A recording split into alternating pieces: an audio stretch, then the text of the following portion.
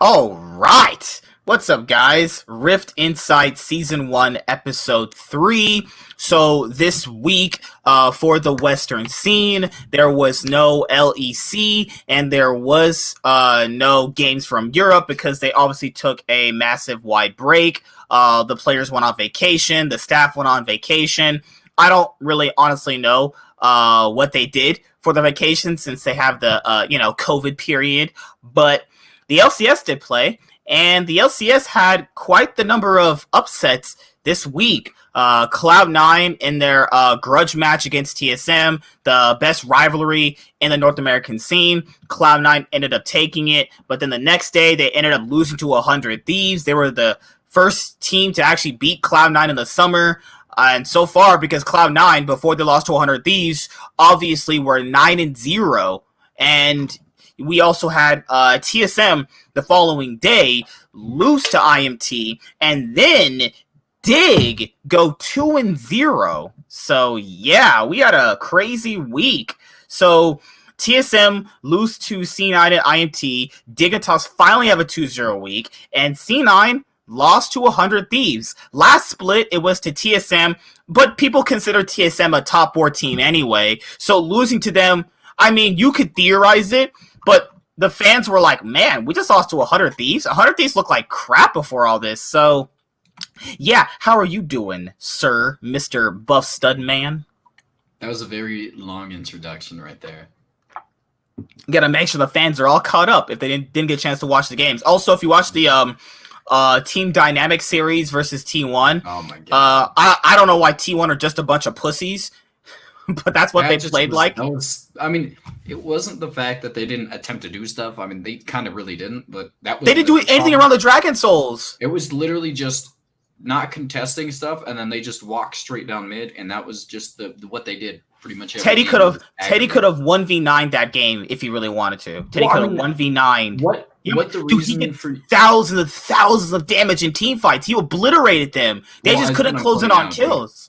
No, the thing about it is the fact that they grouped up for team fights because they wanted to function into a comp that was centralized around Teddy, which honestly was their downfall. I get, but they won game 1 doing that though. What I'm saying, oh yeah, you can win. I mean, they're still SKT and they still have incredible players on their team. The problem is, regardless of your players and all their mechanical skill and all that stuff, if you centralize around one aspect of it, it just makes you vulnerable to like being able to be exploited around the map. Like they refuse to play around anything but team comp oriented things, and that was the big problem for SKT. SKT was unable to pretty much get anything started around the map, and I don't have a problem with SKT for the most part, but I feel like that really does show one of their weaknesses. When they play against China, I don't think they play the same. I think they kind of try and change stuff up depending on the team they're playing, but it really doesn't it doesn't make sense to me that they would do it that way. Like I was not really into the. Well, it's such a drastic contrast from their play, the play style that they were actually doing before, because they would consistently lose game 1 for about like 5 weeks straight, then smash you 2 games straight. It was like they're playing fast. SKT are playing fast, and I was like, okay, they finally adopted how to play fast. That means they're going to be a much better team. And that series against Team Dynamics, I don't know if it was a bad day of scrims. I don't know if it was them putting Faker on Karma on game 3. It just looked like it just wasn't their day. That's what it looked like. But it's obvious what the problem was. I mean, again, they drafted full team comp oriented comps that cannot do anything else, and it came down to the fact that they were not able to make something happen. Or like if you draft a comp that's specifically only good at one thing, you're forced into a playstyle that only revolves around that one thing. They probably didn't think that they could beat it because in game 1 it worked though. In game 1 they did the team comp with Teddy. He was on Aphelios and then it worked. And then in game 2 they got destroyed. I mean, they didn't really get destroyed the whole series. It was game 3 was just more like SKT just obviously not being aggressive enough when they clearly have an advantage though. They clearly had the advantage all game long to do and be the proactive team, but they didn't do anything. They kind of just sat there. I mean, that's the big problem with the comp they drafted. They weren't able to be proactive because it revolved around team fights and not picks. I mean, they could set up around Dragon, and that's the best they could do, which they didn't do. But that's really the only thing that I see was the big problem with them. They essentially funneled in on the idea of how they wanted to play the game, and they never drafted a comp that was able to 1-3-1. Well, they did have one, but I mean, for the most part, they didn't have comps that were able to 1-3-1 or do other things besides team fight. And if they got set behind and they weren't able to team fight, they didn't contest anything. Or if they thought they were unsure because they knew they would scale better. That's what their thing was. They wanted to see because it's been working out for Dragon X pretty well. I feel like they tried to adapt to Dragon X's playstyle against one. But that's not a good playstyle, though. Even the players themselves probably know that. It's not bad. I mean, Dragon X literally is just better at them when it comes down to scaling team comps, and I don't know why. It's not like they have a better ADC, which is the main thing. It's just they team fight better late game. I mean, that's what SKT. They seem to be trying something out right there, I guess, to an extent. I mean, it really didn't work out. I don't know how poorly they thought through like what they were doing, because they just genuinely didn't seem to want to make anything happen. Like, again, team fight oriented comps don't do anything poorly, but you can't, first of all, funnel into that same idea because it's easily counterable. And on top of the fact that if you aren't the best team fighting team in the world or don't know how to style out the game long enough, it's just not going to work. I mean, I think they're better as a faster paced team. I don't think I really liked it at all. Plus, they don't know how to like again, they were so scared of the fact that if they fall behind, they lose the game because they can't team fight, that they were unwilling to contest things. That's just the reality of it. I mean, is that because they constantly have Kana on split pushers like Kennen and Aatrox? I mean, what happens is if you don't have a 1-3-1 comp, you're reliant on that specific person to split a lane. And if you're against a team that has two, that means that he has to juggle wave to wave. You can have the bot lane, what's it called, but then you can't contest objectives. So you usually have a situation where it's either you don't have somebody who can shove out the wave effectively to the point where it's consistently shoving. You can have somebody who can like catch the wave when it gets to you. That's the big problem with 4-1 comps. I don't like them that much, but they can work if your player is good enough in the top lane. But well, so in game 1 of the series, they drafted Kennen, Volibear, Corki, Aphelios, and Thresh. Team Dynamics drafted Silas top, Graves, Azir, Ezreal, and Guger just chose to play Bard whenever he got a chance to play it. I guess Bard has been secretly getting a lot of buffs recently, and people have been picking it a lot more, actually.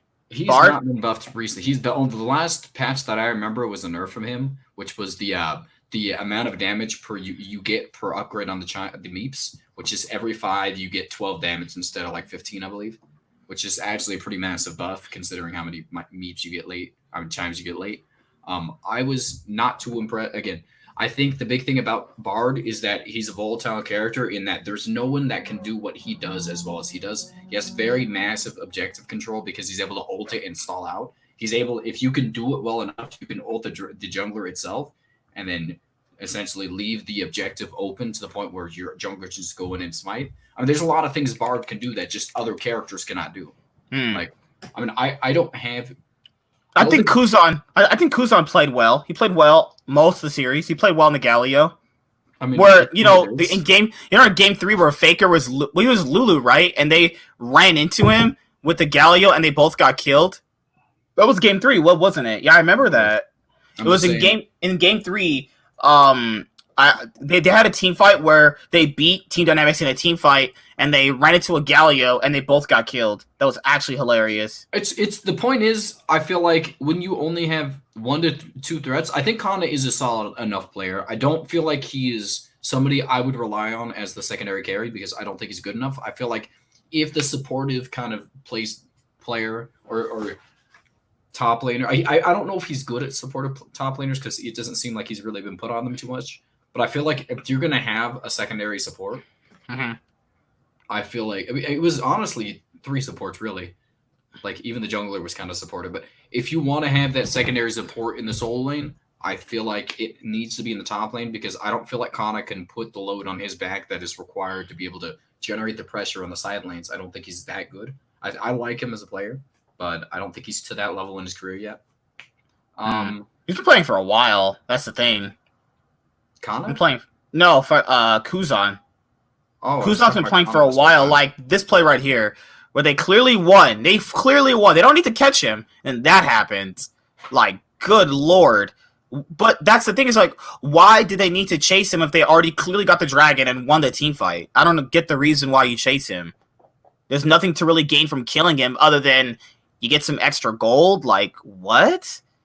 I mean, yeah, they got the dragon, but that just shows like there is some clear miscommunication in their team comps or how they actually choose to communicate during the game. Like Kana would randomly split push, get a solo kill, but then the rest of his team dies. So they are constantly worrying about what Kana's doing, and they're not constantly focusing on what their comp has an actual goal. And their comp right there is Kenneth split pushes, and you have the Lulu to speed up the Aphelios and the Volibear to actually engage on the team comp. Now, if Kana is never going to actually team fight at all, then it doesn't really mean anything. That's the thing, though. Like, he can split push, but he's not effectively split pushing to the point where he's helping his team impact the game either. But that's just me, personally. It's just you, personally? That's just how I see it. I think that people are kind of getting a little too mad at them right now, but I mean, that was their playstyle for a while, so I mean, it makes kind of sense. You would go back to something that you already know, but this team has genuinely never done this playstyle, this specific team. There's only 2 players on this team that have been part of that. Like, Effort wasn't really a part of it either, honestly. Like, for the most part, it was more so the first split last year when Mata was the support that they really centralized around a team comp this way. Kana and what's his name? Kana and what's the top line a lot? Khan. All right.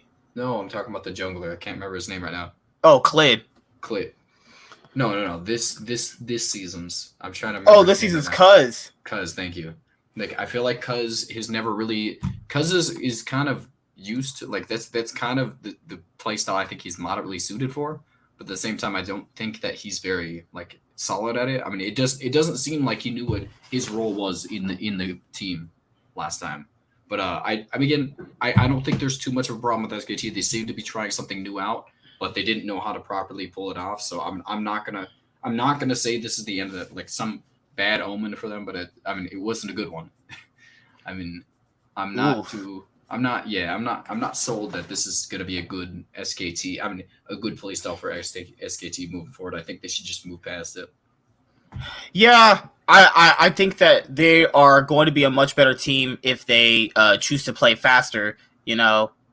Because the thing is that other teams in LCK have started to actually play faster. It's just that their team comps never, ever show it. That just makes no sense whatsoever. Because I've seen some series where they draft all winning lanes and lose. How does that even make possible sense? That's just so stupid. They drafted all winning lanes, but they had essentially what they did is they won in terms of just like each lane to lane, they won the lanes, but they didn't win in terms of comps against each other. That was the big problem. It's like, I can't remember what comp you're talking about. It was like the one with Nidalee and a few other ones. Yeah. They always draft Nidalee and somehow lose. Like, what is that? Nidalee functions as a hyper aggressive early jungler, and that's like something I think Korean can pull off. Like, Koreans have been able to pull it off, so I'm not gonna say that it's not possible for them, but at the same time, it does look like it's they're able to transition that well enough in the early games. So I don't think it's a good call for them. Like, I don't know. Oh, right. That pretty much covers the LCK. That was the only series that stuck out to me. And people are like, why is Hanwha Life trash? Hanwha Life is trash because Hanwha Life is just garbage. That's just pretty much what it is. Genji look a little bit better, but the only real reason I would ever get behind Genji is because they would need to take down T1. And Faker said that he doesn't think Genji are bad. He actually thinks they're actually pretty good. He says that they play really well in scrims. He says that Genji have a mental block against them, which makes them look worse.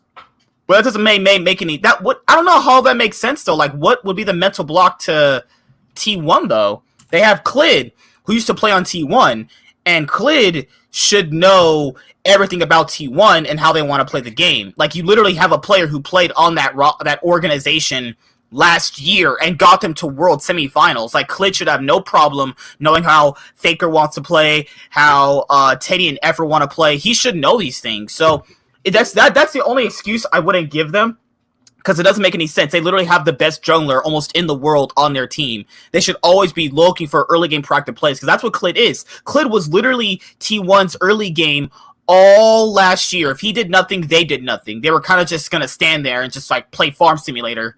But that's just, to each his own at the end of the day, obviously. It's each their own. Okay, so I think the big thing about it is I think I want to Wait, what? What happened? Nothing to say about Faker saying that T1. That Faker said that Gen G have a mental block against them. That's the reason why they don't perform very well. Again, I don't want to comment too much on that. He's going to have more insight onto whether or not that's actually true. So I'm not going to comment on like my input on that because again, he's seen them in action in terms of scrims. I have not seen them action in terms of scrims, so I can't say anything. It seemed like they're the worst team to me, but again, Faker has seen both sides of it, so I'm not going to question him on it. But again, I still hope for Gen G. I mean, I still root for them. I still think they have a really great roster. It's just like a pretty solid roster. He says that they're at least the second best team in Korea when they're playing at their peak. Hi Ashley. Hi Ashley, how you doing? You very late. Oh my goodness.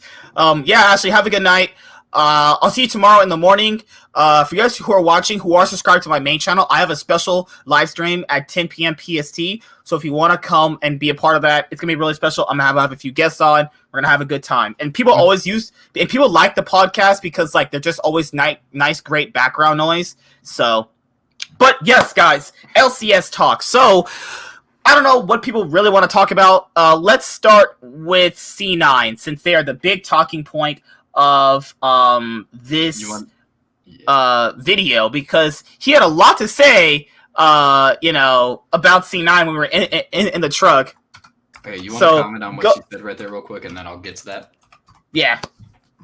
No, in the comment. Okay, you got it? Yeah, I did. Okay, so I think the big thing about Cloud9, first of all, they've looked a little shaky in the past 2 weeks, in my opinion. I think they've looked less solid than I would have liked. The previous week, I think this specific last week with 100 Thieves, I think they looked, again, I wouldn't say it was anything impressive on 100 Thieves side. I think, again, it came down to a comp that's specifically designed. Like, they drafted a 4 CC-oriented team, like champions on one comp, and then drafted that into an Olaf who was picked second, and then they had no sustained damage to be able to DPS through him if you got ahead. So essentially what happens is if you get behind, you have no way to CC him and you have no way to kill him because you don't have the DPS output to be able to take him down. Like it made no sense to me. The draft made almost if you're going to draft that comp, you have to be ahead early. And then again, if you think about C9 wasn't really too far behind. They were 1,000 something behind like they usually are for some reason. I don't know why they always do this, but they... Well, because, Blabber usually invades and he randomly dies, and that gives over, early game gold to the enemy team jungler. And I told people that's going to be exploited at one point. He can't just keep constantly doing that without fearing that he's going to get punished. I mean, they're smart enough to punish a jungler literally throwing themselves at somebody 2 minutes into the game. No, even not even 2 minutes. 50 seconds into the game, they're invading. I don't understand the constant need to invade like that. Just go play standard. They've shown they can win all lanes by themselves and play standard and win. I don't get the reason to force every single time he plays Lee Sin. People have seen it. I know I'm not the only one. He played J4 though. But he'll be on Lee Sin, do it. He'll be on J4, do it. It's the same thing. Constantly invades, and then they'll give over a little bit of pressure. Lee Sin's function as a jungler. I know, but certain team compositions they don't even need to do that though. They win so hard.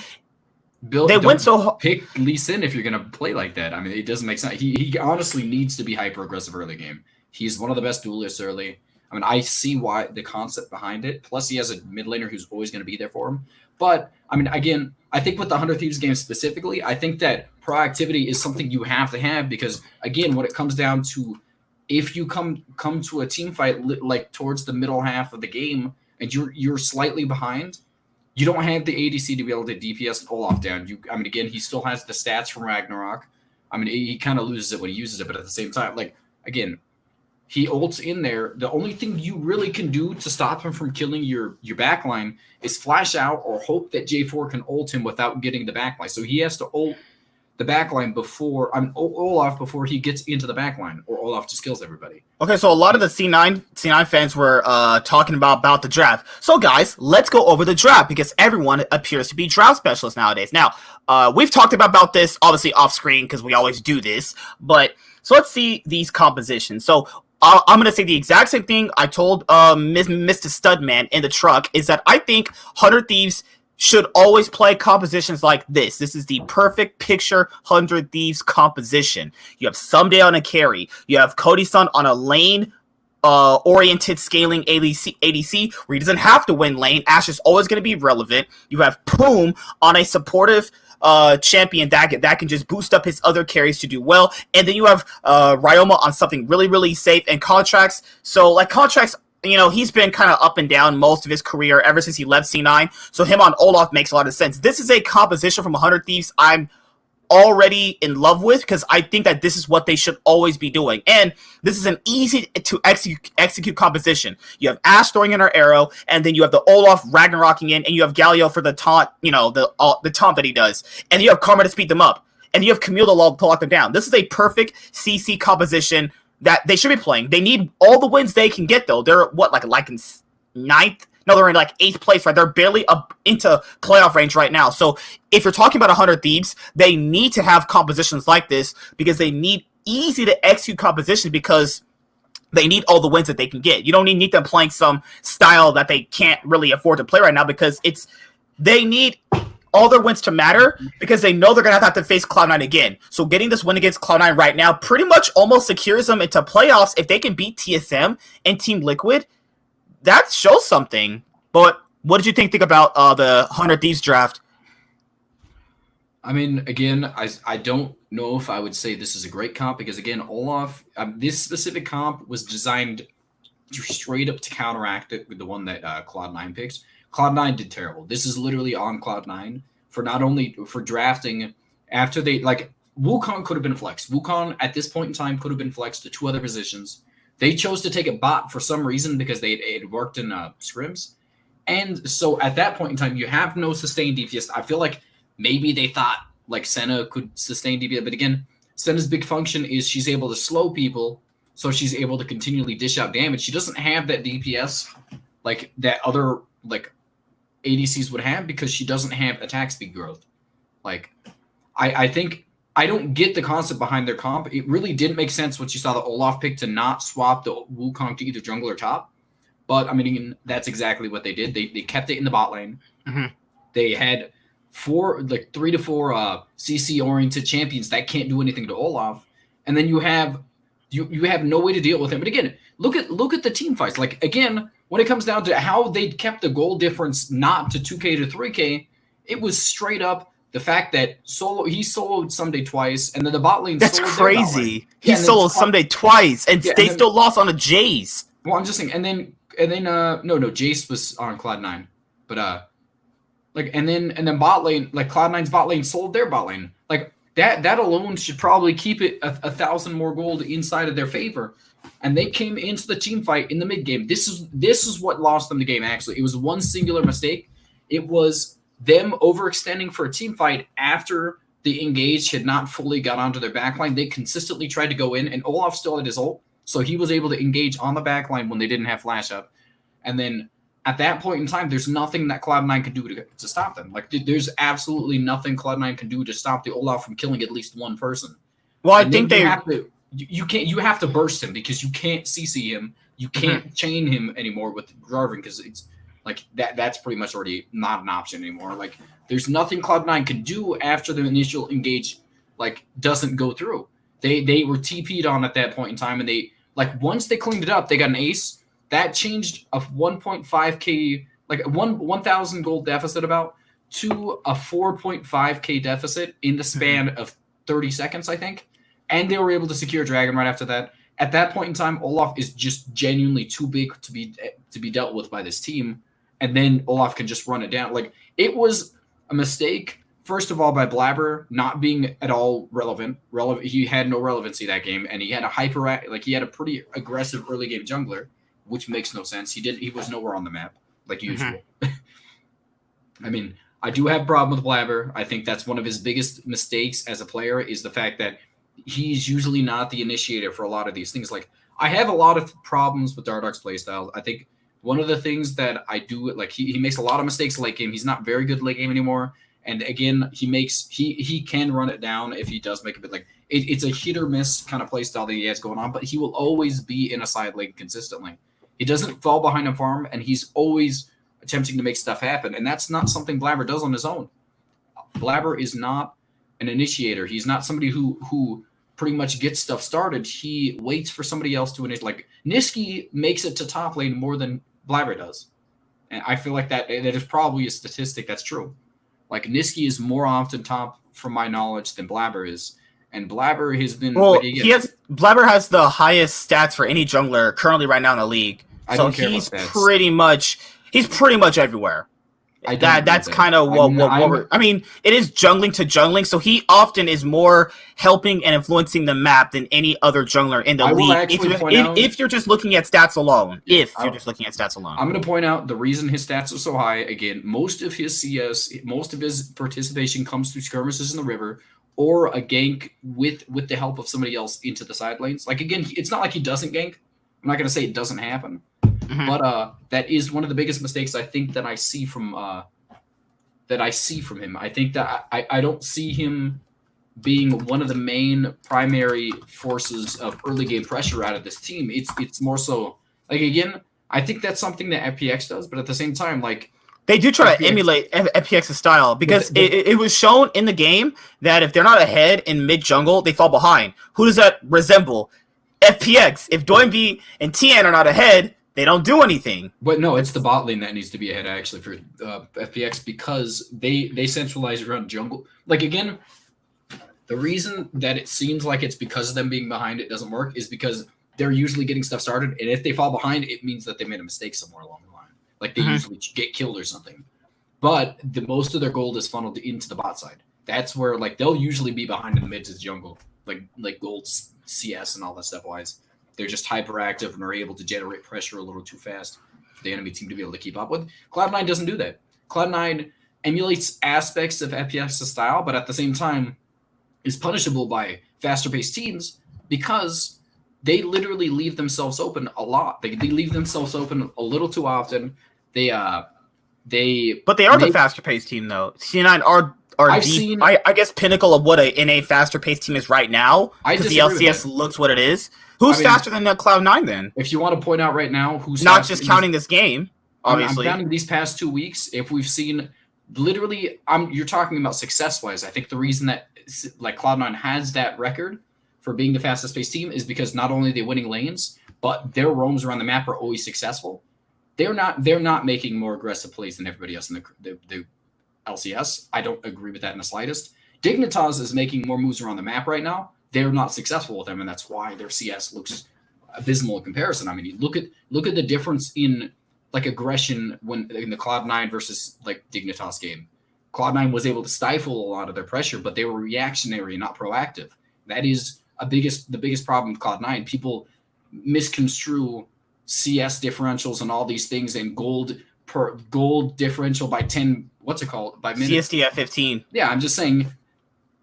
I'm talking goal differential, not the CS differential, but I'm talking all these things as early game generated pressure, and that's just not Cloud9's playstyle. They're aggressive somewhat. They are aggressive in that aspect, but they are not as aggressive as somebody with a more solidified, more leadership type jungle. Like they would not out-aggress. Let's look at a team right now. They would not out-aggress Suning Gaming. Let's look at them right now. Suning Gaming is somebody who I would say, they are definitely objective-based, but at the same time, I do think they force a lot more team fights than Cloud9. Cloud9, Niski was asked who the second best team in the LCS, and he still said TSM. Is that just respect, or do you analysts agree? I mean, do analysts agree? I don't know what the analysts it's Hedgie. Oh, hi, Hedgie. Niski was asked who the second best team in the LCS is, and he still said TSM. Is that just respect, or do analysts agree? I mean, we have TSM at second place. So I still think the problem is that there's flaws in all the top teams' play styles, but I still think they're the top two teams. I mean, it's a little frustrating. Like there's just like TSM. I mean, if we look at the what was the team they lost to this week? Was it Immortals? TSM, right? Yeah, they lost to Immortals. When in the Immortals game, I mean, Xmithie just straight up went around the map, and then I mean, they were essentially just dying to him because they weren't doing anything around the map. Like he was able to roam around them consistently. I mean, I don't think TSM is a bad team in general. I think usually if they're not completely getting taken advantage of in the early game, which is not very often in the LCS, I mean, they end up doing pretty well. But Here. I mean, Broken Blade, oh my God, dude. That was one of the worst. Like again, I mean, I think the problem was that like they picked Wukong into Olaf. I don't think that's a good matchup for Olaf. I mean, not Wukong. Wukong into Ornn. Sorry, I don't think that's a great matchup for Wukong because like he got ganked early on, and then the lane's over at that point. Like once Ornn gets a lead on anybody, his passive with the extra stats pretty much wins in the lane regardless. Even with the armor pin that I think Wukong's kit has, I don't think it's enough to be able to bring it back. So and then Wukong essentially does what Ornn does, but worse. He has like slightly more like second like time on his CC, but it's less consistent and it's shorter range, and he has to be in the middle of them, so he's dead for it. Like I think that's the big problem I have with Wukong in comparison to like Ornn. You're essentially picking a worse Ornn in that matchup.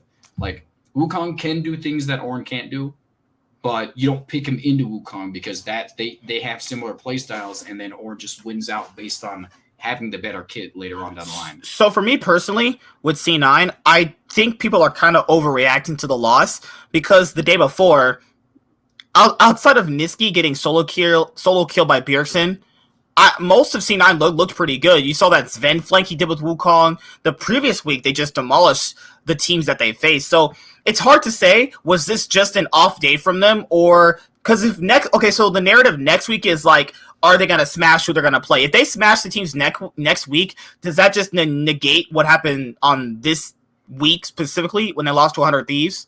I mean, I think they really specifically lost because of the team comp. 100 Thieves and any other team comp wouldn't have beat them because... And I think Contracts did have a standout game overall. I don't think so. I think that it came down to the fact that, again, he had more roams around the map. I mean, that's not something I haven't seen a lot of. It was the success that I saw come out of him. He got a lot of the kills, and the fact that he got ahead on his thing, he didn't do anything extraordinary in team fights. He was able to run them down because he's Olaf and they have no sustained damage and only CC. Like, I don't think he played exceptionally well. I think that I think that his early game pressure is the best thing, and I think he played well. But I don't think this game people should be worried about because last split, they lost to TSM in the regular season. They're like, oh yeah, C9's overrated, and then the rest of the games they just obliterated everyone. So like last 2 weeks, the big difference for me, I think they've been struggling a little bit more often than they did in the previous. But I'm gonna get now. Do people call that? What's the excuse they give Cloud9? They call it limit testing. I was like, what? It does seem like they're trying weird comps out, like maybe because I've never really seen too often Cloud9 having a struggle with. Because when we're seeing them at their peak, they're just winning games by 25 minutes. Though we just saw that last week. Though they're winning games by 25 minutes. I mean, that's the big thing about it. I mean, obviously, Wukong bot is not something they're going to play at Worlds. I think that's something they want to test out to see if they could bring that in at some point. And they're testing bad comps out against bad teams, but they fully. Essentially picked a comp that was counteracted directly by the enemy team's comp and weren't able to do anything about it. I mean, I'm not worried too much about Cloud9. It feels like they're not taking it as seriously as they did the previous split, I mean. They said they went, Vulcan said in the last episode of the Crackdown with Thorin, he said they went 5-0 against TL and Scrims. 5-0. They didn't even drop a game. Well, TL is literally the worst matchup for them because they're not existent in the early game because as much as I wanted it to be the case, like, Core JJ is not making moves around the map. He's still playing like it's double lift in the bot lane. And that means that there's such a passive team that they just sit there and wait for stuff to happen. And Cloud9 is the exact opposite of that, where they're going to make stuff happen at the very least. Well, people thought that Doublelift being out of the team would allow them. I thought the same thing too. It opens them to playing a different playstyle and make them faster because all the resources go into Doublelift. Without Doublelift, you are open to be playing a different style that could be more of the nowadays League of Legends way, which is draft all winning lanes and smash by 20 minutes and get a Baron and end the game. But they're not doing that. And even Broxa, who's on Twitter. And Broxa said he didn't like the way they were playing, and then they finally, this week, he said were able to play a way that they were actually comfortable with. Because this week, they played a lot more aggressive, a lot more decisive, But do you think that this is going to be the way we're going to see TL, or was this week just a one-off? That's just not them, but they show that they can play a faster playstyle. Say it again. That last part. So TL this week obviously played faster. They made a lot of more decisive calls. They made a lot more decisive plays on the map. But is that TL, or is that people criticizing TL? So they showed us that, but that's not really them though. I don't know how to feel about that. I wasn't really saying they played too much faster. I do think they attempted to pick faster oriented team comps. But I do agree with that. Like lethality, I get kind of what he was going for with the Varus. I think he essentially, Ornn was going to be dealt with by the Mordekaiser because he can ult him when he's trying to get in with that. And then he's able to, he regardless will be able to DPS Ornn down because he has the percent HP. And Ornn can't really itemize against him that well. But I mean, it still doesn't make sense. Like he wants to be able to survive because Wukong in the bot lane, if you try and go on hit, you're just going to lose because you can't out DPS the DPS you can deal out with Senna. I guess. I mean, I don't see the reasoning behind it. I mean, he specifically, I mean, he picked Comet, so he was going beforehand, even with the comps in mind. So it's not like something in the game made it happen. Like, I don't see it. I mean, they literally didn't have the percentage, the ability to kill Ornn at that point in time against TSM. I mean, Cloud9. Mm-hmm. Like, I mean, maybe he just kills Azir and then they can't lose. I don't know. They already had somebody to kill the bot line. I mean, the back line with like LeBlanc and stuff, and they had Bard and stuff. They had the ability to get on top of them and all this stuff. Yet he built lethality and was like they were essentially going to assassinate the back line, and then no one was going to kill the front line. Like, it's just like you can't get to the back line without killing the front line. That's just how League of Legends works. So essentially, their plan was to hopefully have Mordekaiser ult the front line in Ornn, and hope they could kill 1 to 2 players before he came out, and then he wouldn't have the people around him to be able to like. This seems like really easy to execute compositions from a lot of the LCS teams because they realize they can't play anything different, so they have to play. A Bard is not an easy to execute character, but that's because Ornn, any tank can 1v1 LeBlanc, and that's my least favorite thing about it. Like. Assassins cannot specifically I mean maybe Zed because he's auto attack oriented can do well against tanks to an extent, but LeBlanc cannot 1v1 any tank in the game. Like it's almost she can kite them if she's ahead. They won't have it itemized against her that far. But mid to late game, she's not able to 1v1 them. But I mean, there's absolutely no reason Ornn should have caught her. Like it doesn't make any sense. Like how that happens. Like I mean, for the most part, I do like Bjergsen's LeBlanc, but I mean, he played pretty well this week. I guess he wanted to play faster now because he realized if he doesn't play fast, then his whole team just is not going to do nothing. I don't know. Bjergsen's been one of the best mid laners this split. Like I've been genuinely impressed with him.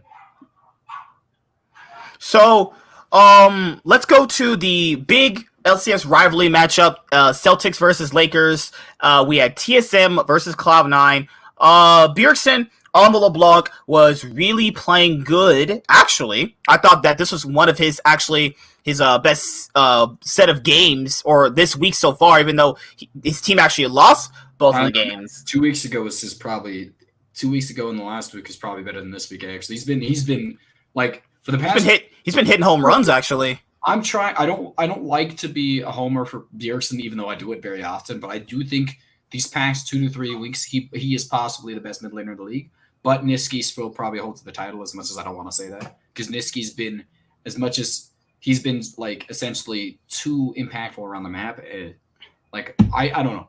I mean, my big thing about it, again... Bjergsen plays to get him Niski plays for his team. Bjergsen kind of plays for himself. He's genuinely been playing all around the map recently. He's literally been a few of the reasons why they won. Like, if you look at the TF game, it was just him literally taking over around the map. Like, I think that Bjergsen has been, I mean, as much as people want to say that his one play style from like 17 years ago is still his play style, I completely disagree with it. I don't think he is an oriented laning mid laner only like Froggen is. I think he is definitely a team fight oriented mid laner. He's just, again, Niski is on a different level than him. He is too cohesive when it comes to communicating with his team, and I think that is going to be the difference between the two teams. Or between the two mid laners. I think that Bjergsen maybe is mechanically better. It's a toss-up. I do think that's probably Spica, oh my god, man. He'll have a pretty decent game, and then he'll do shit like this where he goes like 0-5 and does nothing in the game. I still think, as much as people don't want to agree with me, that if they still had Dardoch, I do think they'd be better again. I'm going back to that as much as I gave Spica credit, because it seems like the biggest problem with TSM is the fact that the reason that Immortals was able to take over is because there was no proactivity from Spica. So their jungler and their mid laner and all this stuff, there was 4 people in bot before they did, and they didn't take an objective or anything. They didn't make it around there. Like, they roamed around the map so consistently on TSM. And like, look at what happened to Immortals when they played Dignitas. Dardoch completely, again, I don't think Dardoch is the best jungler in the league. I think that the playstyle that he tries to attempt to, as inconsistent as it is the correct playstyle that a jungler should have. Like, he's consistently trying to make stuff happen for his team, and that's not something we see the other jungler. That's Ven flank. Oh, so good. Oh, so good. Yeah, getting wrecked, you trash cans. You look at Broken Blades engage like 16 times on Wukong against God, like he never once his last engage, I think, was the only one where I think that he had died with flash. Like, what fight was that? Which fight did he die with flash in?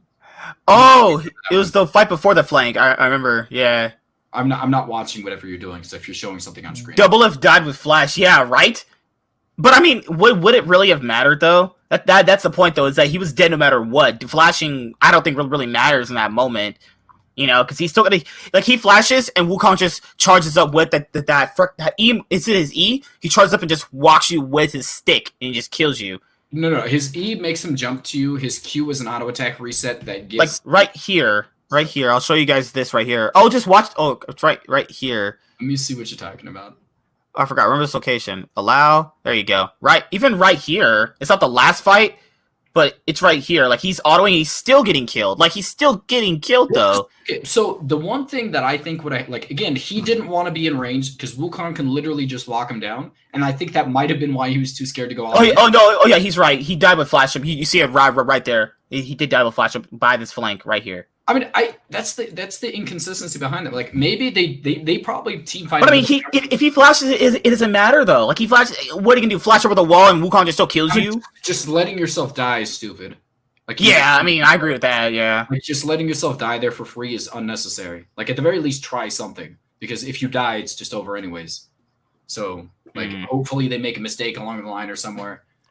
Like, why were they in that position? Because Cloud9, TSM doesn't know how to set up objectives properly, so they always walk into stuff blindly, or they try and set up deep vision but get caught out. Like, there's too many situations where we see them have the inferior map, the wording around the map, and they're forced to walk into stuff blindly. I mean, I think that's one of the biggest problems I have with like, this team. Maybe do they, like, I haven't checked their goal, their what's it called? Their actual stats. No, I haven't, for their pink warding. I don't know how many pink wards they buy, but I can't imagine it's one of the highest in the league, because it does seem to be one of the problems.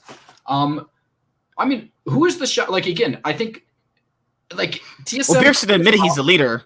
Beer should admit he's the leader. I don't think so. I mean, I think the biggest problem I had with TSM last split was the fact that their mid game was non-existent, and that's something I think is still existent in this team. Like, the addition of Doublelift, I was hoping the additional voice, along with the bigger feed of information that they got, would help them to be more proactive in the mid game and be able to actually push something. Like, if you look at the reason they lost in the playoffs in terms of, like, against FlyQuest, they were ahead in pretty much every single game, like in the early game, but they just never did anything. And now I think that at the very least, they contest objectives. They do look better in the mid game now than they did last split. I still think they're a better team than they were last split, but they have too many veterans for that to happen. That's true. They shouldn't be doing all this stuff improper. Like, again, I think that they make a lot of good plays around the map, but at the same time, like, well, not good plays, but they're at the very least going to make stuff happen now. But, like, they contest Barons and all that stuff, but at the same time, I still think a lot of the problems they had last split are prevalent. Like, they're still existing in this. On top of the fact, they have the worst drafting phase out of any of the top teams in the league. Yeah, let's look at this drafting phase they come up with for themselves, because this is just atrocious. What am I looking at? This is like crap. This looks like straight I crap. think comp could have worked with an on-hit virus, like he said. I think that's probably the biggest difference because they had no one to kill the front line. I mean, like they're relying on being able to kill everybody else with a lethality Orin. I mean, virus before this happens. But with that kind of comp, you're forced into a peel back kind of oriented poke comp, and they don't have that because the only person who can peel back is like they have virus ult, and I think that's pretty decent. But everybody else is kind of hard engaged, and they don't have the ability to peel off besides like an inconsistent stun with Bard, and then like a one slap on like Wally Bear. Like you don't really have consistent ways to peel back with these players. You have hard engaged. Let's look at this composition. Let's look at what they drafted. They drafted Mord, Bard, LeBlanc, Varus, and Volibear. This just looks like a cluster mess of nothing. I agree. I mean, I think the end of the day, like the problem with TSM is they don't have good drafting phases. But everyone blames their coach. It's every single split. Get a new coach. Like, how many times is the coach, or are they just incapable? Are they incapable of just playing any draft a coach gives them? But they've never played proper draft. Like they've always had a problem with drafting phases. It's not like the fact that they're getting draft phases and executing them poorly, which I do think they do sometimes. But it's the fact that they're getting drafting phases that don't counteract the enemy's draft. Like it's like they don't take into consideration the enemy team's drafting phase, and they kind of just draft what they were gonna do beforehand. Oh, like kind of like Fnatic. Just like Fnatic does? Because like they seem to always kind of do this though. Their draft is already pre-prepped. They're like, well, if I don't take this pick or that pick in rotation 2, then I'm just gonna take that pick because either that's the most comfortable or that is gonna have the most impact in the lane. But it's like you have Varus and Bard, and I mean, yeah, that's good for CC, but against Wukong and Senna, who can go invisible, that doesn't really do anything. They can literally go invisible, so it doesn't really matter anyway. I mean, you know exactly where Senna's at when she goes invisible, though. Like she can't disappear off your screen. She just is not targetable. But that's pretty much it for C9. They lose to 100 Thieves, but they do smash TSM. Obviously, Sven had an amazing flank that he did to win them the game. And then let's go to Dignitas. They finally have a 2-0 week. Mr. Buff Studman has been saying Dardoch is the answer to all of Dignitas' problems. And I was like, at the end of the day, they already suck. Anything is good right now. Put him in. Let's see what happens. They have had a lot of problems, like a lot of Dardoch sometimes just contests stuff that he shouldn't have and gets caught out in the top. he eats over the wall as Graves ults backwards, dies, and that's just what he does. He just makes mechanical misplays. But my big thing about Dardoch is he is forcing this team to be more proactive in the early game. I really wish Frogman was on this team, but like the only reason they're winning games is because Phoenix keeps getting his ear. I don't know why that keeps happening. He got it one game though. He got it both games. I'm pretty sure he got it both games. No, he played TF, Morgana, and Azir. This week for the last few games, it was Azir. And they played Morg. Let me go. I can go check right now. Let me go check right now. Dig versus FlyQuest. I know he played Azir on that one. And then he played. What did he play? Let me do this right here. Let me show it to myself. Yeah, he FlyQuest blind. Why do teams constantly blind pick Kassadin? God damn. Do they learn anything? That shit don't work in North America. What the fuck? Constantly blind picking Kassadin and shit. Like, god damn. Like, it's like ridiculous. Against Immortals, Phoenix took Azir. Okay. And then when did they start winning? Because they just went 2-0 this week. It was FlyQuest and Immortals, right? Immortals. Who'd they play on FlyQuest? They played FlyQuest. Their draft was Orin, Lee Sin, Azir, Varus, and Thresh. Against IMT was Orin, Graves, Azir. Yeah, it was both games this week. That's why they won both games. Previously it was TF and Morgana. The only games they won so far have won with Azir. I mean, I think that's problem. All they draft is Azir and Graves anyway, and Orin. Orin, Graves, and Azir are literally how they've been winning games. So it's like they've been winning based. Like it's literally just been like aggressive early game, and having Phoenix on Azir has been winning them games. It's been nothing else. They have not played better than the enemy team for the most part. They've just been more proactive, and honestly, that is a good thing to have. But I mean, a lot of the times the teams are able to react because they're not decisive enough, and that's the big problem. Like, what's up, CJ? Ooh, like what you said, it was just that's a sexy. I mean, see, the thing with Dig is that was this week bad on the teams that they beat? Like their strength of schedule, was that not indicative of how strong they actually are? Because they played FlyQuest, and FlyQuest have been just tumbling down the standings. Like they've just been looking worse and worse. And they're in their own discussion, but I just kind of want to focus on Dig right now. But it's just Dig, to me, I think they've been winning games against teams that either are having an identity crisis or are just falling down. Because against IMT are pretty much their competition. So if they can beat IMT, that's expected. But FlyQuest is supposed to be a top 4 team, and FlyQuest have not been looking that good. I'm not saying Dig haven't played better. It's just that the teams that they're facing aren't strong enough to show me that they've actually really made any improvements. Like they've been drafting easy compositions to execute. They've been also drafting basically the same champions every single time. So take away these champions, they're probably going 0-2 next week. I disagree with that. I mean, like, first of all, both of the jungler picks, from my knowledge, are different. I think the top lane, we're looking at the wins mostly. It's been versatile except for the Azir pick. I mean, Aphromoo has been very aggressive in terms of making things happen. Johnson's still an incredibly good ADC. I mean, I think the big difference this time is that with the addition of Azir, they're able to have that secondary carry where they can't just focus on the bot lane and win. I mean, I think that the addition of Dardoch has obviously improved the team because they were the worst team in the league before this. Like, before this change happened, they were the worst team in the league. Now you could make a consideration where they might be the 4th worst or 3rd worst. Like, that's not saying much though. Like, I know people say though, but if they lose 2-0, if they go 0-2 next week, all this is basically like, okay, it was just a 1 week fluke type thing. This is they went from the 10th place team to the 6th place team in my eyes. Just play well. I don't know if they see. I don't know about that. They're gonna have to show me a little bit more. Like, I mean, you have to base it off what you've seen. They're better than FlyQuest right now. I mean, I think that goes without saying. They're better than the Mortals still. I think they're still better than like CLG, obviously. And like, CLG, they're in their own category of garbage. Holy crap! I don't know if it's possible to like really say they're not 6th to 7th place right now. Like, they're genuinely better than the teams that they. I want to see more, because the reason why I want to see more is because did they just beat up on teams that either are weaker than them, or FlyQuest, who is literally already one of the most consistent. Like, before this stupid 100 Thieves, they looked like one of the more competitive games that go against Cloud9 for a little bit. And then they just got stomped because they didn't know how to close it out. I mean, they've genuinely, their identity has drastically shifted since they added these few players. I mean, I think that there's not really something you can argue. It's not something you have to say they need more consistency, because this is just genuinely something they've had. So let's say they have a week of TL versus TSM. Do you think they win both those games? I don't think they do. I mean, I don't think they're that good, but at the same time. But that's the strength of their team, though. Like, they're weak. They're an elite team. I think I honestly thought, like, maybe if Froggen comes back, I could say they're a little better than they were before. But I think at the end of the day, I think that they're not an elite team. They went from the worst team in the league to a middle of the pack team, and that's a drastic improvement. That goes without saying.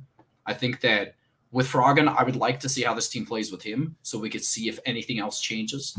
I mean, I don't like Phoenix. I don't like Phoenix on the team. He's only been consistently decent on Azir.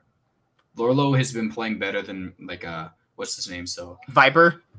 So I think there's been an upgrade, but for the most part, I think that FlyQuest. It's really not arguable to say that Dignitas isn't substantially better than they were before. Like, even with 4 games alone, I think you could say, man, this team just looks better. I mean, I'm not going to deny they look better, but the issue of FlyQuest is that I don't know. I agree. I think FlyQuest, they're only better than FlyQuest right now because FlyQuest deteriorated so much. Don't talk about C9 yet? We actually did talk about C9. We spent about 40 minutes on them. We actually did. I'll talk about Cloud9 a little bit more. What did you have Well, actually, we can talk about Cloud9 a little bit more, because when we get to the next topic, is TSM lost to C9 and Immortals, actually. So that will involve Cloud9, actually. So yeah, we're almost off day. We're going to go to TSM in just a moment, but I don't know. I need to see them winning a little bit more games, because like FlyQuest clearly have been in a slump. We can clearly see that from their games. They're blind picking Kassadin and trying to play a style that is not them. Why do you have to see wins to know that they've played better? They have played better. I mean, that goes without saying. They played a little bit more better. They played so much more better. That's completely disrespectful to their improvements. Like, I don't like to say that teams look better or look worse based off of 2 weeks, but you can see at the very least these past 2 weeks have been more decisive. At the very least, they've been proactive in the early game in comparison to the rest of the season, where they just kind of rolled over and died. Dardoch and Lorlo and Phoenix have been an improvement, but against the competition they faced, you have to look at it from that perspective too. IMT also do not look that good. I'm not saying they had the hardest schedule in the world and that's why they won. They still were able to pull out wins. Like, I'm saying they look better regardless of what teams they were playing. I think they looked better than Cloud9 against Cloud9 than they would have with stupid. You might be right though, because the next week they face this week coming up they face CLG and they face Golden Guardians. Who knows? They might go 4-0. It's a very, very good possibility. But yeah, that's pretty much it for Dig. If they win one of these games, if they go 2-0, okay, they're probably not the worst team. But if they win one of these games, then it's hard to say who's the worst team. Would that just be IMT then? I think IMT is obviously the worst team. Like, I think that it's just, I don't really think there's a team that I could say, no. CLG might, I don't know, CLG looked pretty bad. A little better with Smithy back in the roster. I don't think they looked great, but they still looked better than they did before. So, I can honestly say, like, my big thing about it is Insanity is so he is so ridiculous. He's like Vulcan. He's promising. He's very promising. I can see the talent in that guy. He's like Vulcan from last split, but like so much more aggressive. It's like just the level of plays, you see what he's going for, but he makes so many mistakes that it looks like he's just inting. Like, I do think he's going to be one of the better mid laners in the more recent future. Also, if you guys do happen to watch this as a VOD because the streams are just left up for this series, then like the video because it just obviously, pushes the channel's growth. There's obviously the best way to help support if you just like, and that's it. Moving on to the final topic tonight is TSM. They go 0-2. They lose their big rivalry match to Cloud9, and they lose to a bottom tier IMT, who is borderline 9th to 10th place. So the Cloud9 loss is obviously expected because they have been the Cloud9's been the best team, and TSM is arguably the second best team. Arguably, maybe, but it's not TSM is second best and they're close to Cloud9. It's like, well, TSM is better than half the other teams in the league, so that's why they're second place. That's pretty much it. Also based off Bjergsen and the other caliber players that they actually have. But how did they lose to fucking IMT? What was that? They got destroyed. That wasn't even close to fair. Like, Smithy made Spica his bitch. He walked over the whole map, just solo killing everybody. As Smithy. I just want to point out, when does a Smithy carry games like that? I've never seen that Smithy ever since I've been watching the league. Even just pure, I agree the draft was definitely not in TSM's favor either one of the times. I really think it could have worked. I still think TSM's comp was not terrible in the first game against Cloud9. I really think they could have made that work. They just improperly did it. They wanted to make a peel back comp with hype. Like, if they had just either did unhit Varus or changed the mid laner up, maybe, I think they could have made that draft work. But they chose to go lethality Varus, have no form of peel back, and then they were able to get engaged on too easily because, again, Double's only form of peel at this time is a one shot, like a melee hit stun from Spica, and then LeBlanc can kind of chain somebody. There just wasn't enough CC to be able to peel back for TSM against Cloud9 in a poke oriented comp. It didn't make sense. But they don't have any flank positions warded, so Wukong was able to flank them and end the game just off flank. They know those positions though. They constantly get flanked. Like, what is with them and getting flanked? And they know these champions can do these certain flank angles from these positions. It's really just ridiculous though. I want to point that out. Even Cloud9 has been flanked on a few times. It all comes down to, if you allow yourself to get flanked, either you have the pressure in the sidelines to make it to where they can't really afford to flank you, or you have the team comp to where if they try and flank you, they can't get onto your backline. Okay, but what was this composition to this day? Because this is just Wukong, Trundle, Zillion, Aphelios, and Comkench. I don't really think. I think the big problem with TSM this game was not the drafting phase. Again, I think it was a big problem. But their big problem was the fact that literally Spica did not do anything. He had somebody who could participate in the early game, yet he chose not to. And it all they got walked over in the early game. They weren't able to bring it back at that point in time. By Smithy, who's known as not a fast-paced jungler. That is crazy. It was a coordinated effort between the team. Like literally 4-man ganked bot. And TSM didn't have any sort of answer to it. They didn't get any objectives around the map. Broken Blade's been playing terrible this week, so he wasn't able to take advantage of anybody. Has he really been looking that good this split, though? He's been looking kind of average. He's been one of the worst. He's probably been the 5th or 6th best top laner of the league this split. I mean, I think that this has been his worst split since coming into the LCS. I don't know. He's still a great 1v1 duelist. He still knows how to absorb pressure. He still knows how to exert pressure. Last week when they're facing CLG, how all those times Ruin would aggress onto him and then he would bait him into getting ganked. He still knows how to do really good things. It's just that they don't play through Broken Blade, and then he gets sniped right there where he basically flashes into a Graves ult. What the holy fuck, the big man? Problem with this comp that I had was the top lane matchup of Ornn into Wukong. I don't like that. They function, I already said it a few minutes ago, but again, Wukong is literally the same identity in terms of just how he plays as Ornn is. Bjergsen. But Ornn has longer ranged engage, has the ability to not have to jump in and die. He has again, Wukong has slightly longer term CC lengthwise, and he has the ability to more consistent DP. Oh my god, more consistent CC. But again, at the end of the day, Wukong can't win that lane, and he does essentially what Ornn does, but worse. There's no reason to pick into that. They had the chance not to do that. They just chose not to do it. Was that ask the question? No, I just don't know what IR means. I don't know what. I don't know. It has to be first round. He did because they first round picked Wukong, didn't they? From my knowledge, I think it was. Let me see. I'm trying to remember. I think. Yeah, I just don't. Yeah, they did pick Wukong first rotation, didn't they? Yeah, but I think Ornn was picked first. I'm not. Yeah, I'm pretty sure Ornn was picked first. But, in that rotation. Wait, are they picking the Wukong for team fighting, or are they picking the Wukong can't team fight as good? That's the problem. Team fight. He doesn't team fight as well as Ornn does.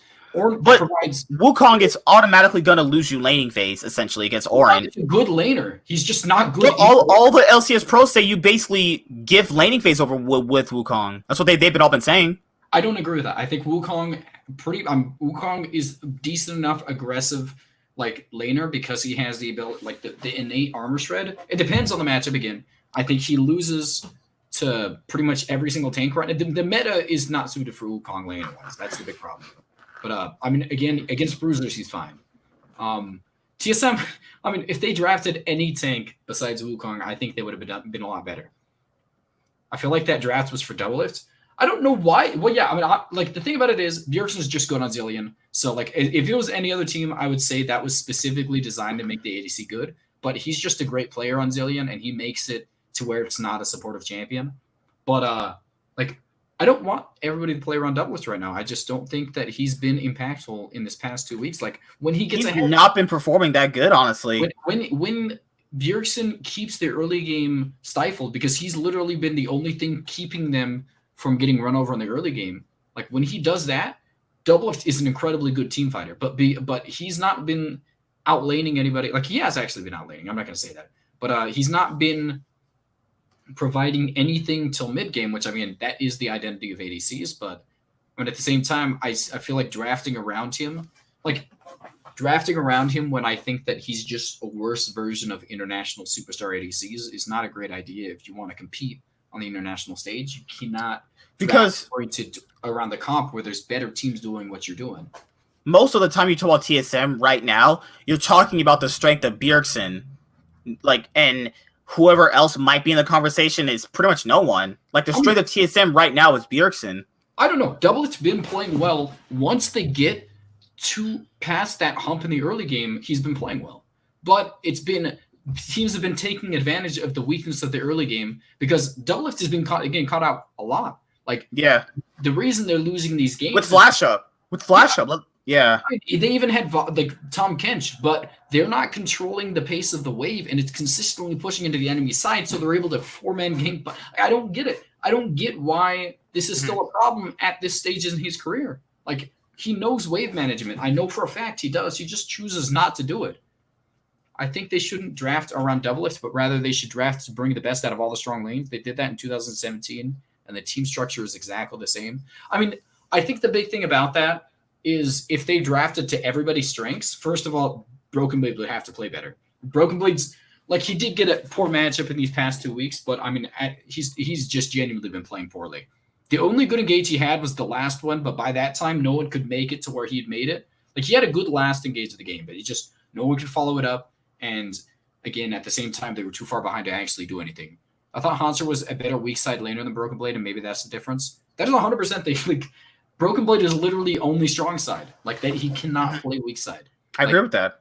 Like, if Broken Blade could play weak side, I think they would be in better shape. I think Broken Blade is still. If this was last split, I'd prefer to play through Broken Blade over Doublelift.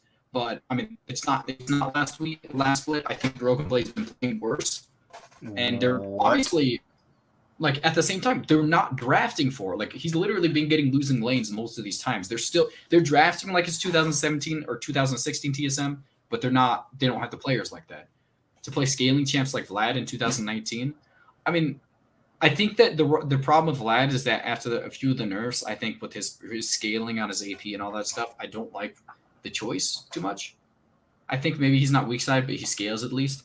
The problem is that he's going to play hyper aggressive regardless. Every time BB has a losing matchup, he doesn't have an impact whatsoever. Like Licorice, when Licorice has a losing matchup and is on weak side, he still impacts the game.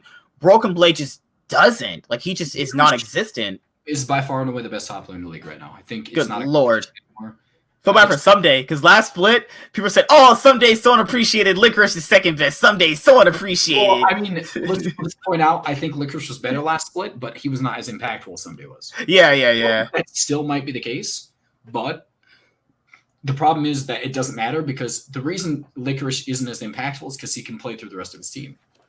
Like, he's genuinely just better at laning than everybody else, better at team fighting. That's just how Licorice functions now. He's just the best player in, like, the top lane right now. There's no one else in comparison to him right now. He actually has the best stats for top laners as well. He actually makes all the other top lane laners just look supremely worse when he's up against them. That's crazy. C9, hey, sign that player for the next 2 years straight. I think he's earned it. Give him the max contract. I think you'll want to have Licorice on your team for the next, let's take two years. Hey, and while you're at it, why not just make him the franchise man? Because why not just have him for the rest of his career? Because what happens if he just constantly just keeps winning with C9? There's no reason to leave. Also, if you guys are watching Europe this week, G2 today signed their League of Legends roster through 2022, because people had this idea that they're going to start breaking up. Nope. They're signed through 2022. They are not breaking up. So the best Western League of Legends team everyone's in love with, my other favorite esports team, G2 Esports, is staying through to 2022. Also, if you guys are watching EU this week, this might be troll. Don't crucify me. This is not trolling. Destiny, the Oceanic support, he's getting replaced on Origin by Jack Troll. Not trolling at all. You just went through 16 different conversations. I don't know which one to respond to. Is it just the last one I respond to, or do I just... I mean, the last one, basically, your eyes just look like, goddamn, Origin, if they're going to Jack Troll, they must really suck. What happened to Destiny? I want to go to your Hanser first off. I think that... We'll finish Yugi, we'll finish your points, and then we'll go to Origin. I think the big thing about Hanser right now is I think what he lost mostly was confidence. I think one of the biggest aspects of League, if you've played League a pretty consistent amount, you play with... If you have essentially... I don't know how to say this. I think it's such a massive mental aspect of the game that if you're not confident in your plays or anything like that, you're not able to play. Like, again, he's mechanically worse. He's worse in every single way. And I feel like the fact that it drops off so fast is the fact, like, it shows that there's, like, you have to be in the right state of mind for these types of things. Like, you could see Golden Blue, once he got in the correct team, it's not that he improved drastically mechanically, it's that he consistently was able to make better shot calling and all, better calls and that stuff. Like, I don't know what it is. I think it's a mental aspect, but I'm not a therapist, so I can't really delve into that. You can tell Licorice is the most confident top laner, not only in himself, but his team too. I mean, He's confident in all of his. Like, there was a game he played on set. He was 0-4 and still had more impact than his enemy top laner. How does that even make sense, though? He was 0-4. He didn't even lose laney phase. He just kept getting ganked, and he was more impactful than his enemy top laner. It was against Ruin. Yeah, it all comes down to confidence. I mean, you just look at it like right now. I think the big thing about it is you see a lot of solo queue players. Like Mash is actually pretty decently solid in solo queue. The reason that he can't transition is because it's like the play style that's relevant in solo queue is not relevant inside of the what's it called? Like coordinated plays don't allow for these little things that are able to work. Like I'm able in when it comes down to like solo queue play, I'm able to play hyper aggressive in the early game and I don't get like ganked pretty consistently. But when it comes down to like I it's not as on the same level. But when I play Clash and stuff like that, like the tier 186, like the supports and all that stuff, they're so coordinated that even a slight mistake, if you're not managing the waves properly, you could completely take an advantage of. And that's the big problem why they keep taking chances on these people is because they're consistently good in less coordinated like environments. I mean, that's something I think is a problem with Broken Blade. I feel like Broken Blade and a few other players. I mean, honestly, I feel like they have the mentality of a solo queue player, and when if they're not in control, they just feel like the game is lost for them. Well, it's more so when a coordinated effort to stifle them comes out, they don't know how to like combat it. They don't play passive enough. They have a one-track mind in aggression, and they just don't know how to stop doing that. Like imagine if CLG had a good top. CLG. I'm gonna point out an upgrade for them right now would be Darshan. This man's trolling. I'm not trolling. That would be an upgrade for them. He's trash. Like Ruin is not good. Like Ruin's just big. Ruin, all he does is push aggressively as Gangplank runs at you and dies to every single gank known to man. And then his team is down 2,000, almost 10,000 gold just from his deaths alone. I mean, I'll take CLG Hanser. I'll take anybody at this point. Like, I think they have that other guy, their academy top laner they tried out. It's crazy to me when it comes down to the fact. No. Just think about it right now, though. Like, it's like you obviously see there's a mental impact because. Like when it comes down to like you see all these players that were successful the previous split, they come in here and they have like I'm done with League and I need to go take a break. When they get on CLG, like look at what happened to Crown. He went back to Korea after like a week with them. Like it's insane to me. It's obviously some sort of management oriented thing because there's not a good environment for them to develop as a team. I can't say anything. You guys know I know people in CLG now. I don't care if you know people in CLG. I'm blaming them too. Oh my god! I will be very very lightly discreet with this. I think that they need to see why they're not having synergy clicks in their roster because it seems like you look at the solo queue ranking for all of them. I kid you not. Go look at them right now. They're all in the top for Challenger, right? But why is that not able to click if they're all basically top in their ranks in solo queue? Like, why is that not able to click, though?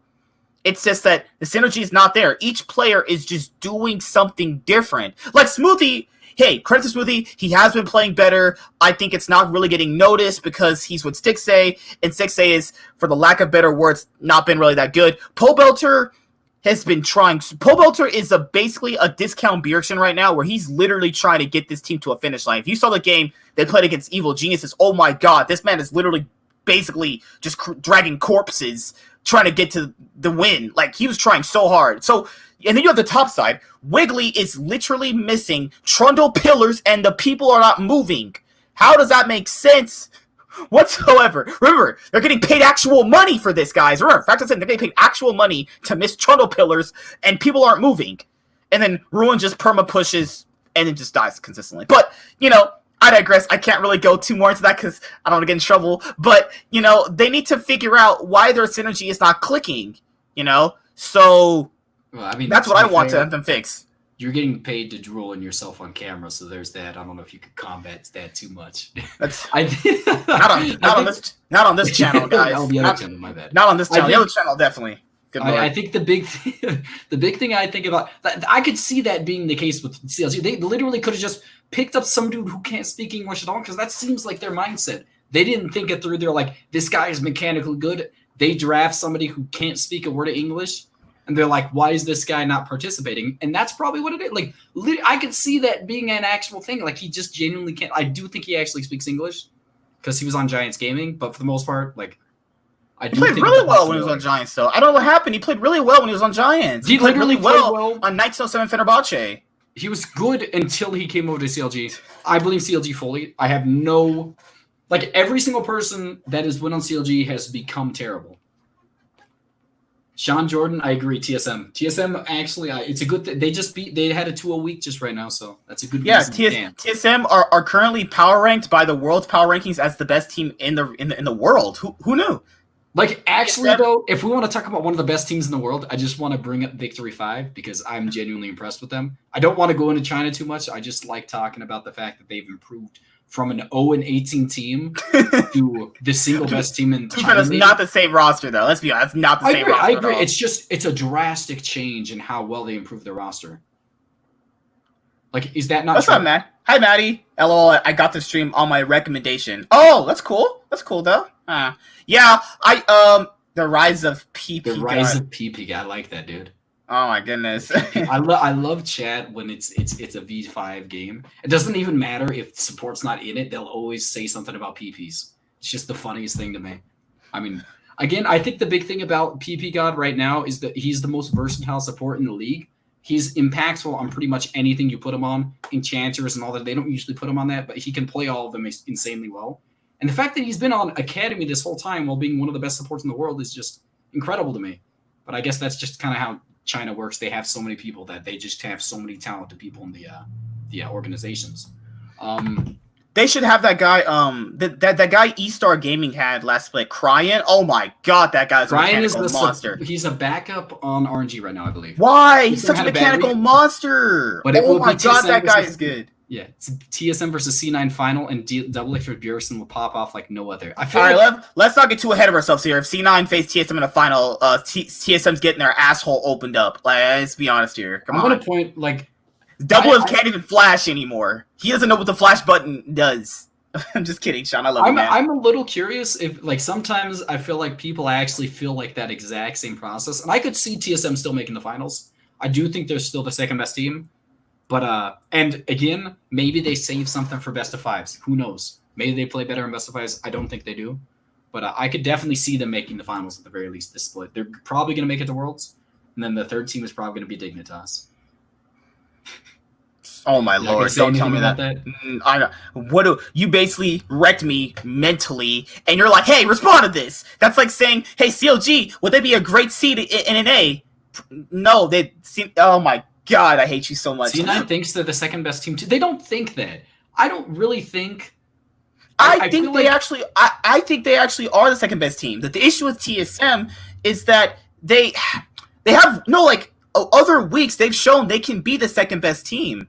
I really misunderstood. I thought he said Cloud9 thinks they're the second best. No. All the players through all the scrims, they say C9's the C9 players have said TSM is the second best team. The issue is that on stage they're not showing this.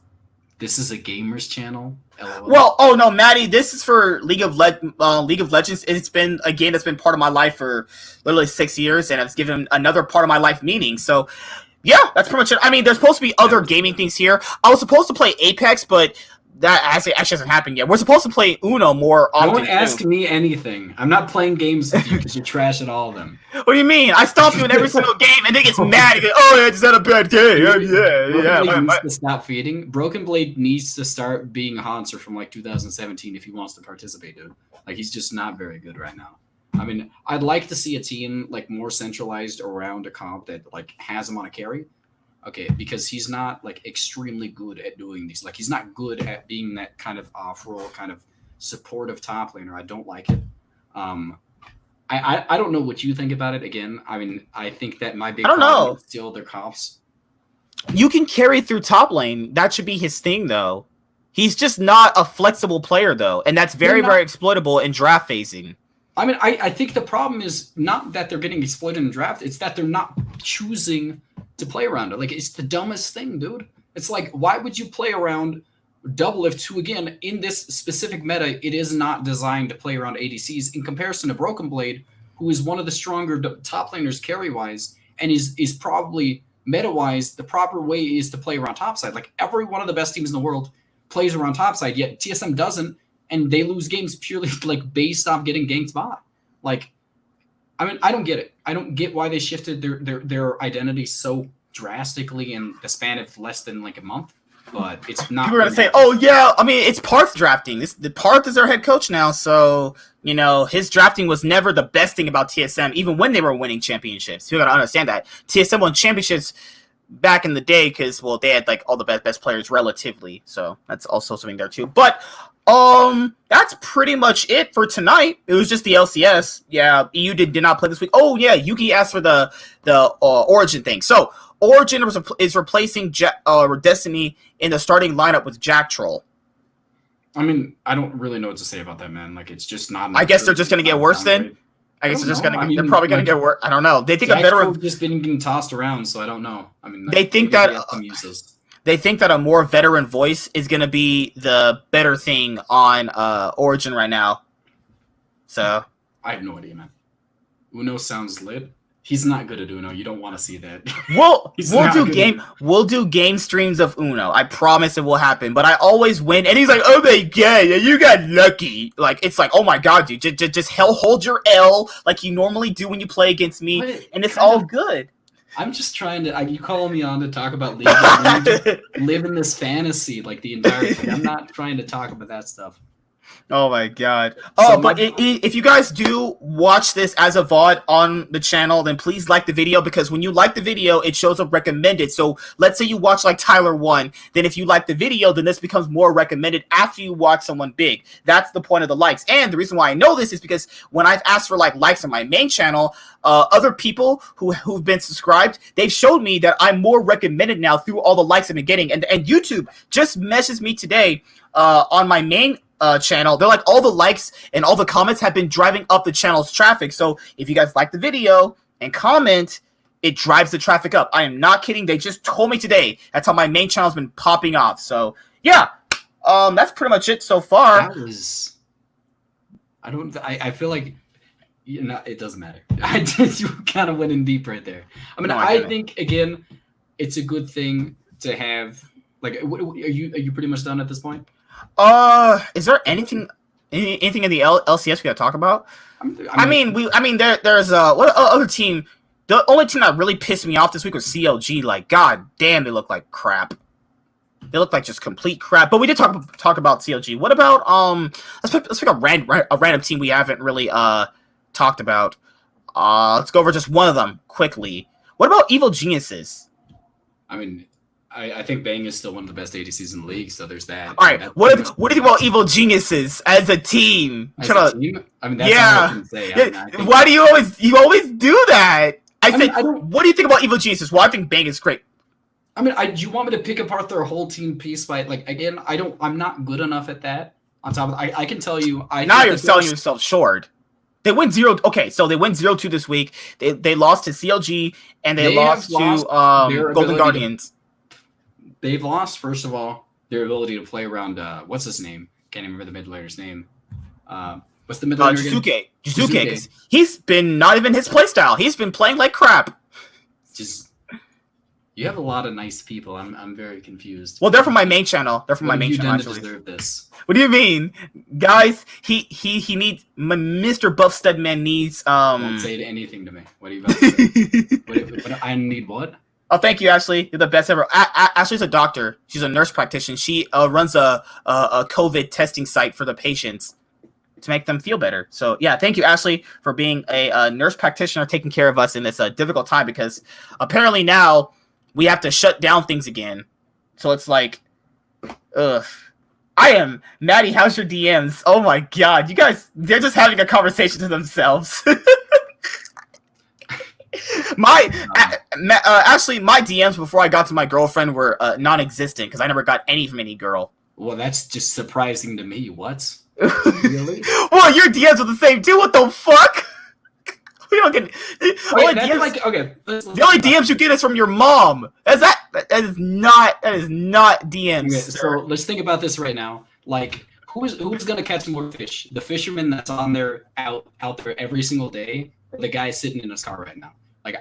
You got me there. My DMs are actually completely empty too, but at the same time, it's I don't really have it. I have no combat for that. You completely got me there. Maddie, Mr. Buff Studman is single, Shut buff, up. rich, good looking, and he drives a truck. I'm not kidding. I'm not kidding. So my big thing about it, though, I do want to go back to the what's it called? What is it called? No, but you guys, I'm being honest here. I do want to do other games beside League. Like, once in a while, we'll do a Uno stream, just chill, just talking shit, and just play little games here and there.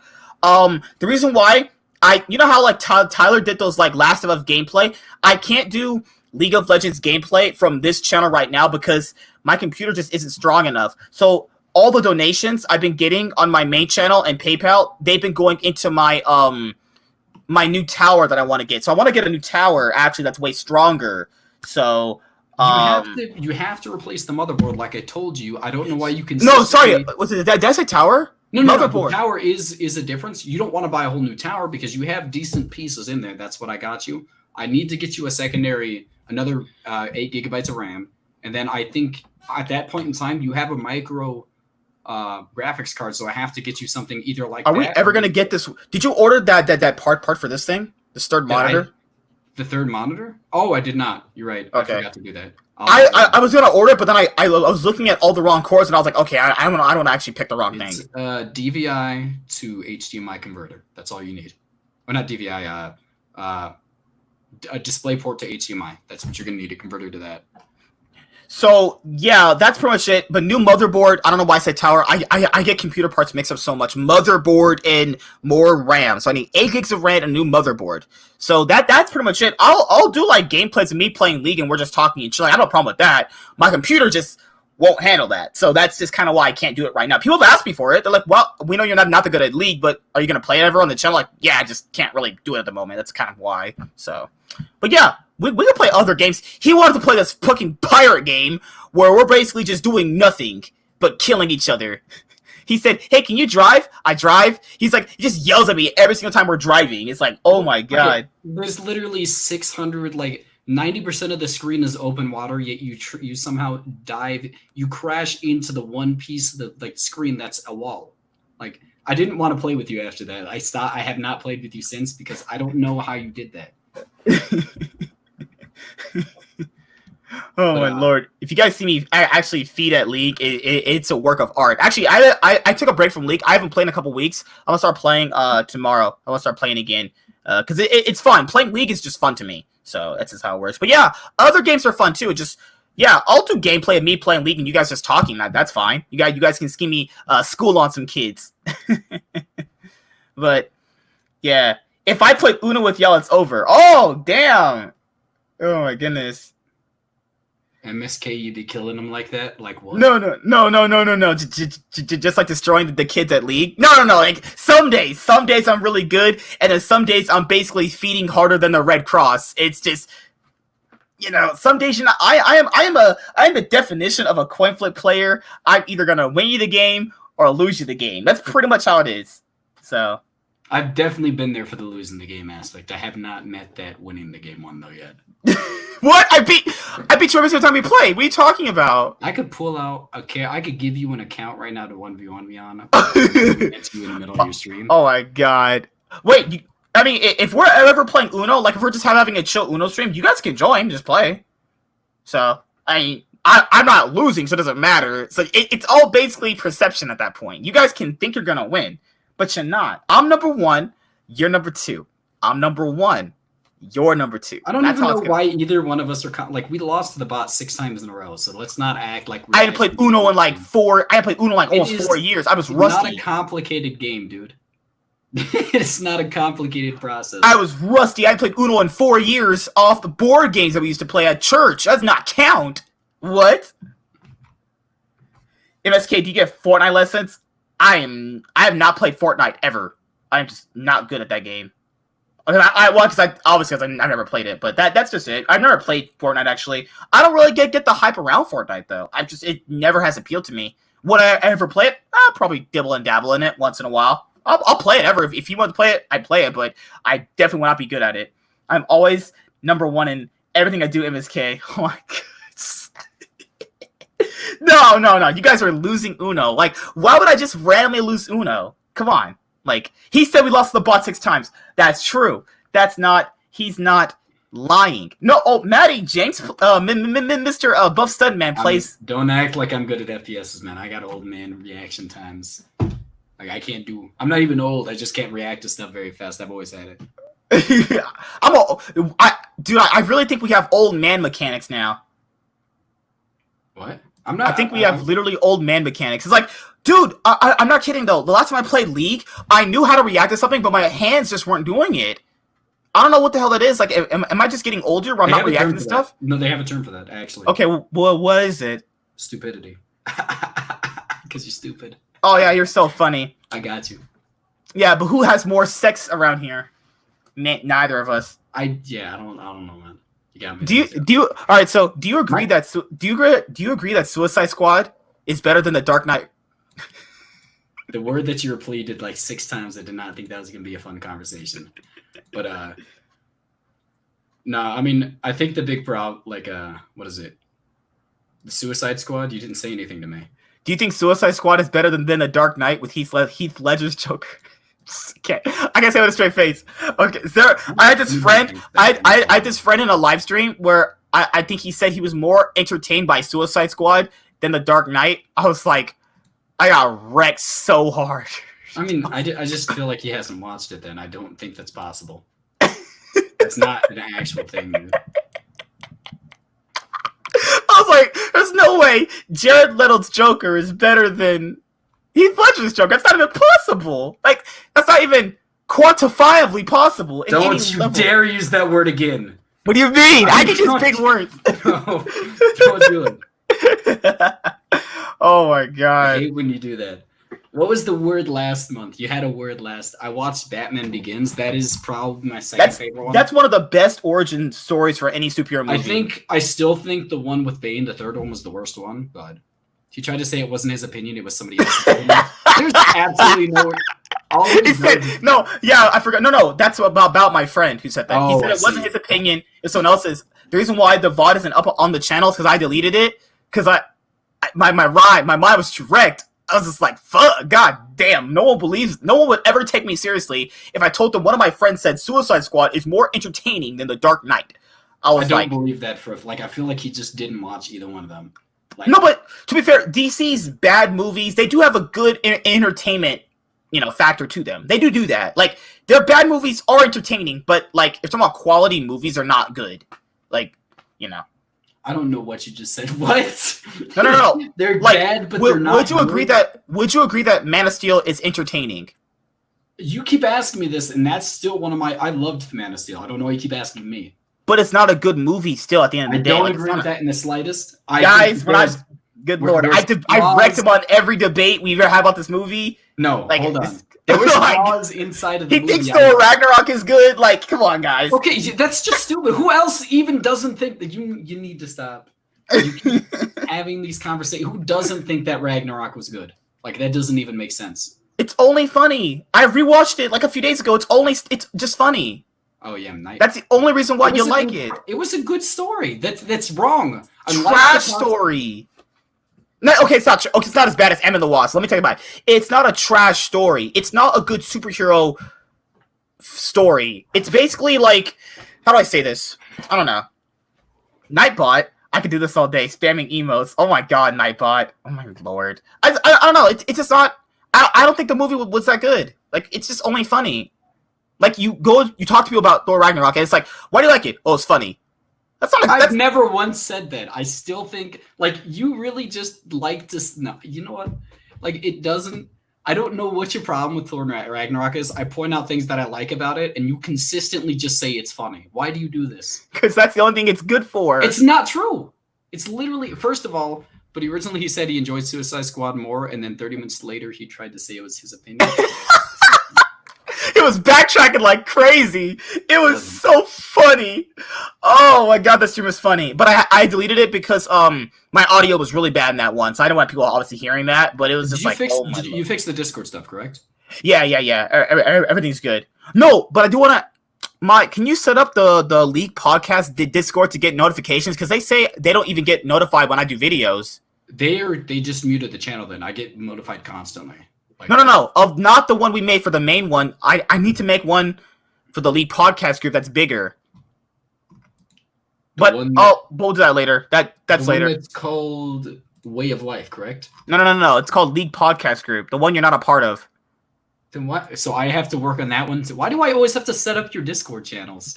Because you're my tech guy. That's what you're there for. I just link me to it and then give me a role and I'll do it. Okay.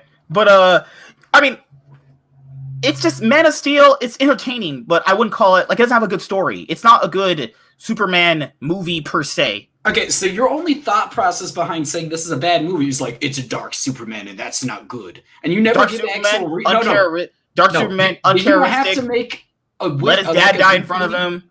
Okay, I agree. I think that one was bad, but again, at the same time, I think I got more. I've heard all of your things. I got more.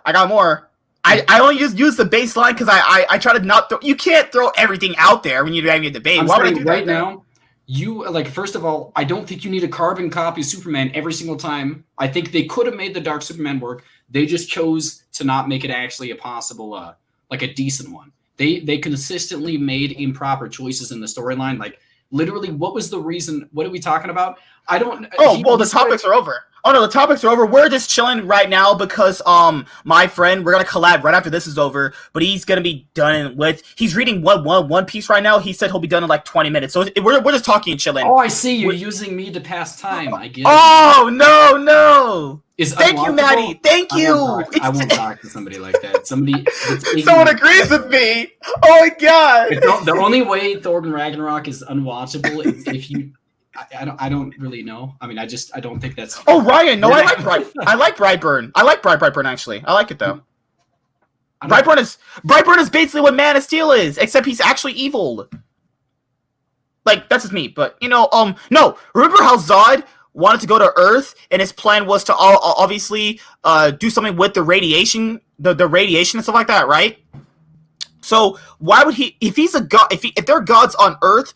Why would he want to take that away and make them human? That doesn't make no sense whatsoever. I completely ignored what you said. One more time. All right, so remember how Zod wanted to take away their powers on Earth, but they're gods on Earth. That doesn't make any sense. That means he's not a god himself then. Remember how he had that thing that was humping the Earth to basically level out the Earth so the radiation would go away so that they'd be basically humans? Why would they need to do that, though? Well, what's the point of that? I thought he said he wanted to recreate Krypton or something. That was his whole thing. Why? They're gods here. There's no point in that. I mean, I didn't get that one either. I disagreed with the concept. That's just bad storytelling. That means the motivation of his villain. They were replacing the world, remember? I know that, but that's still bad storytelling, though. His motivation for it's still bad. I don't know if the motivation was that bad, actually. Why stop being a god, though? Why stop being a god just to bring back Krypton, though? That doesn't make no sense to me. It doesn't make sense to you because you want to be a god, but at the same time, I think it was specific. They weren't changing the world; they were replacing it. Correct? They were literally shooting Krypton on top of it. Correct? I feel like that's what was happening.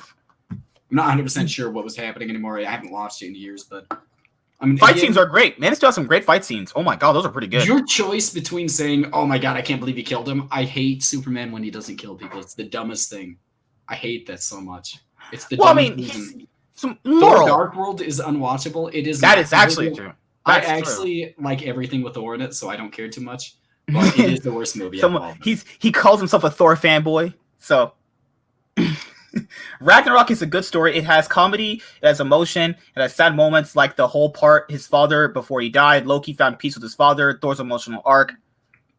I mean, it has those elements of it, but they're all played out in funny moments, though. Like that's what kills it for me. Is that those things are true, but it's all funny about his dad dying. I don't understand. They did a joke right afterwards. Remember, they did a joke. They're like, "Oh, well, she's his sister." He's like, "What?" And it was a funny. He made it. The tone was set. It's like the tone was serious, and then like the serious moment, and it's funny after that. Okay, so the big thing about it is you don't want to consistently make a story rely on that like depressing point because that just changes the story from a dark scene to a depressing one. They were trying to lighten the mood by throwing in a joke consistently. It was a little bit after they got through the entire point of the thing. They tried to lighten the mood so it's just not like the rest of the movie's sad because they want to tell more jokes along the line. And if the entire movie's depressing, the jokes they're gonna fall flat.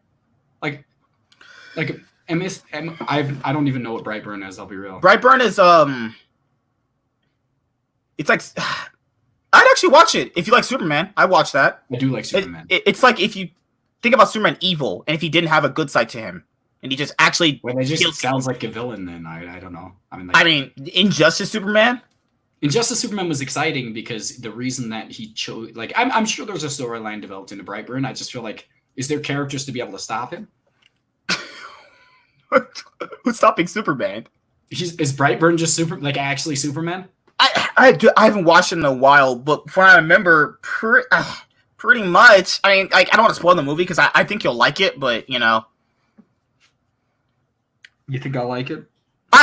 I think I'll like it. You don't like a lot of movies nowadays, so it's very hard to get you to like something. I prefer shows. I mean, I just feel like there's not enough did you watch The Sopranos? Why would you ask me that? Because they're gonna make a new Batman HBO series. Did you think I watched The Sopranos? Do you have seem like somebody who watches The Sopranos? No, because one of the writers on that show is gonna be writing the new Batman HBO series. That Batman HBO series is gonna tie into the new Matt Reeves Batman film, which I will be there next year, day one, in that October, watching that movie because it's gonna be epic. I think personally, I think Robert Pattinson can do a good Batman. I've been excited for Robert Pattinson's Batman for a little bit. I think it's not really specifically his Batman. It's the fact that I don't think he'd be a bad one, on top of the fact that they said they're switching to more of a detective-oriented based one instead of like the full-on action one. I think they didn't really do that too often. However, watching Superman kill Zod was jarring. I disagree with that. Like, I really like that aspect of it. Forced into something that is completely uncharacteristic of him, because if he doesn't, it's going to kill everybody else there. Like, I really thought that was such a good shock. Like, it was a shock value because no one went into the movie thinking Superman would kill anybody. I mean, I guess technically we already saw a few people die, so. But then, like, he said he's going to obviously be better. Next movie, he remember on BVS opening scene, he thrusts the guy at light speed into that brick wall. That guy's dead. But the thing about it is he's not dead because of the fact that it's the DC universe and humans can survive through that type of stuff. I don't know. Oh goodness. Yeah. Like I think his dad dying was really sad, but the more that I thought about it, I didn't like the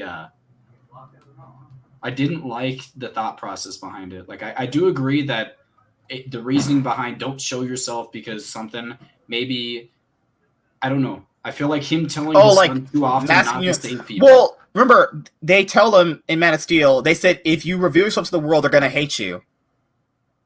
So yeah, but at the same time, like, he was telling him not to save all these people, like, drowning in a bus, and I disagree with that. It's like I feel like that's not really that good of a person at that point in time if you're just sacrificing other people's lives so you can live a comfortable one. And I feel like that wasn't a good tone for the type of character they're trying to portray. It's just that he was gonna let a bunch of he was basically telling Clark you should have let a bunch of little kids die. Like, that's just not who Jonathan Kent would never say that. I don't know what kind of Jonathan Kent Zack Snyder wanted, but I don't want to point out, I don't think I like to use the comic. You don't have to tell the exact same story as what happened in the what's it called. I feel like you use their what's it called, and you can create your own storyline. They attempted to do that, sadly. Like, I mean, I feel like MC did it a few times where I think that they created their own little like, I really liked their version of Thanos, like, where he wasn't just driven mad, like he was in love with Lady Death. I feel like the reasoning behind why he did what he did, like killing all these people to survive, like, it's not the correct way, but at the same time you could see why he did what he did, and he was more so a tragic villain than anybody because he killed somebody who he didn't want to, because he felt like he was saving the entirety of the living population if he did.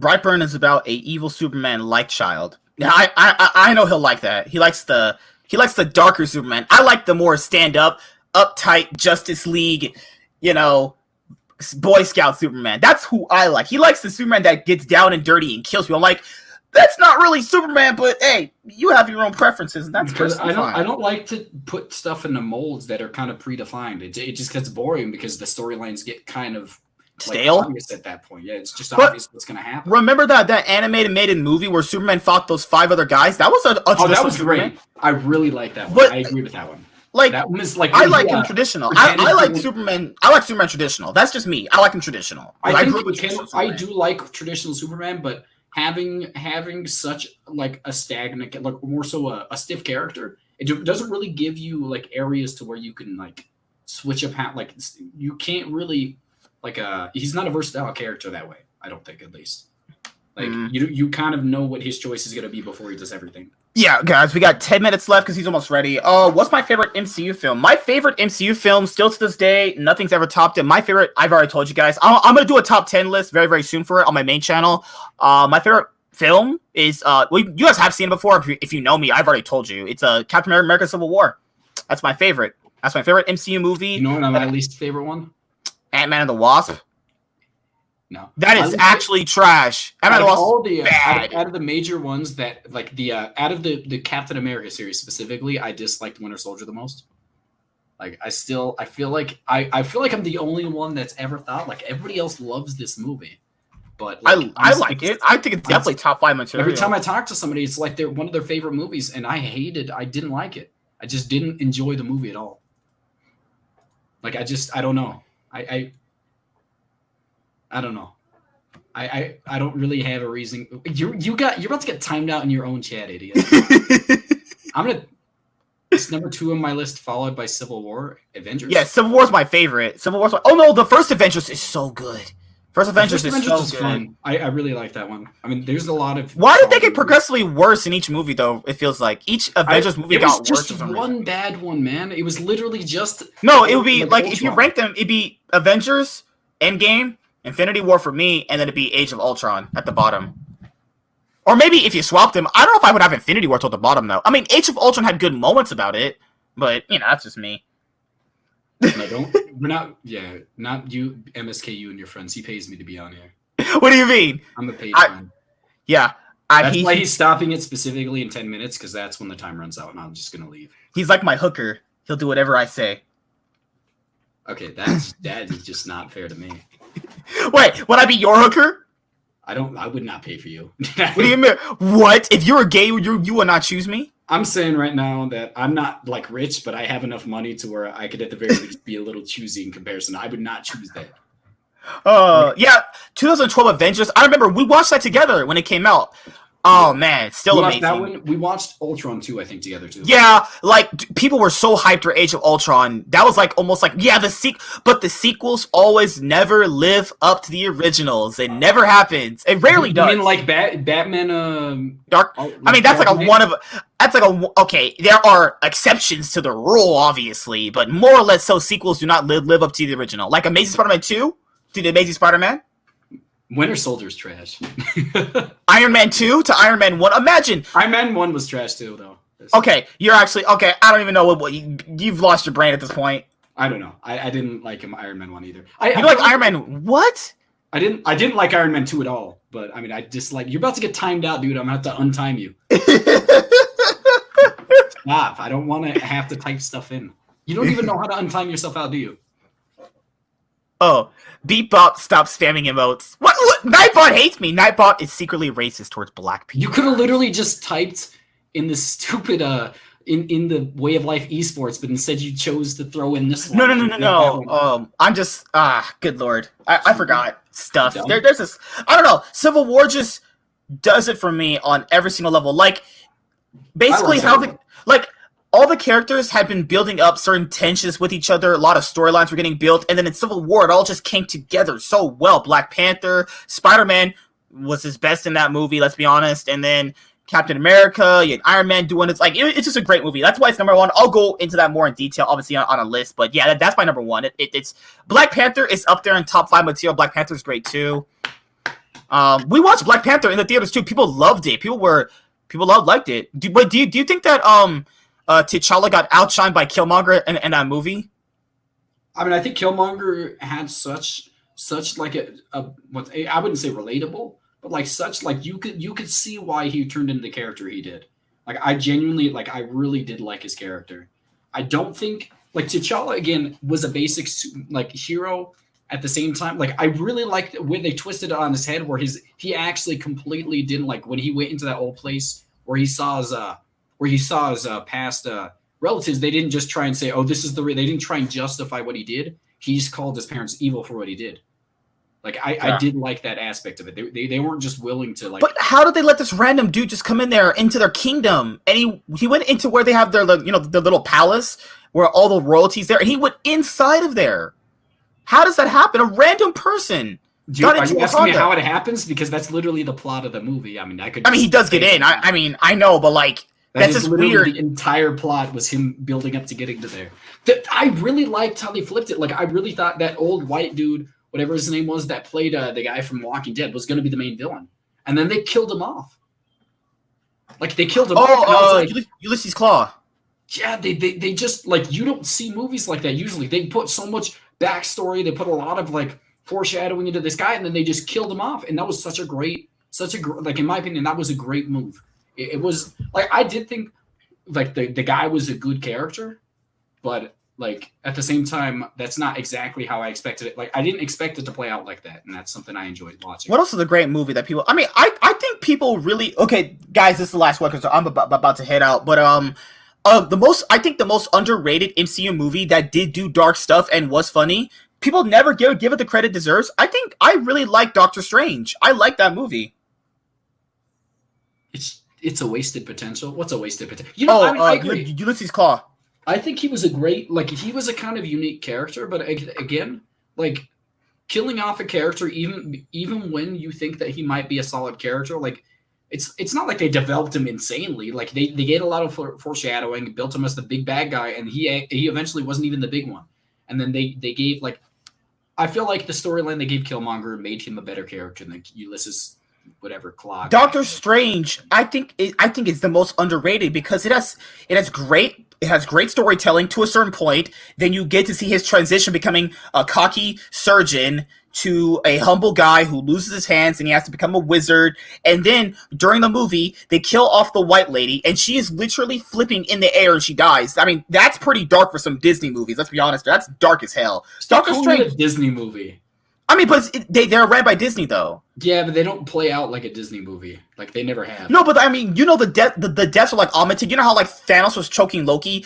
Like in a rated R movie, he's literally gasping for air, like blood is coming out of his throat probably. But in a PG-13 movie, it's just like, oh, we'll just kind of, patch it up a little bit. So like, remember how in Doctor Strange, that one white lady got kicked off by the one dude and she was like basically, she hit the ground from a skyscraper?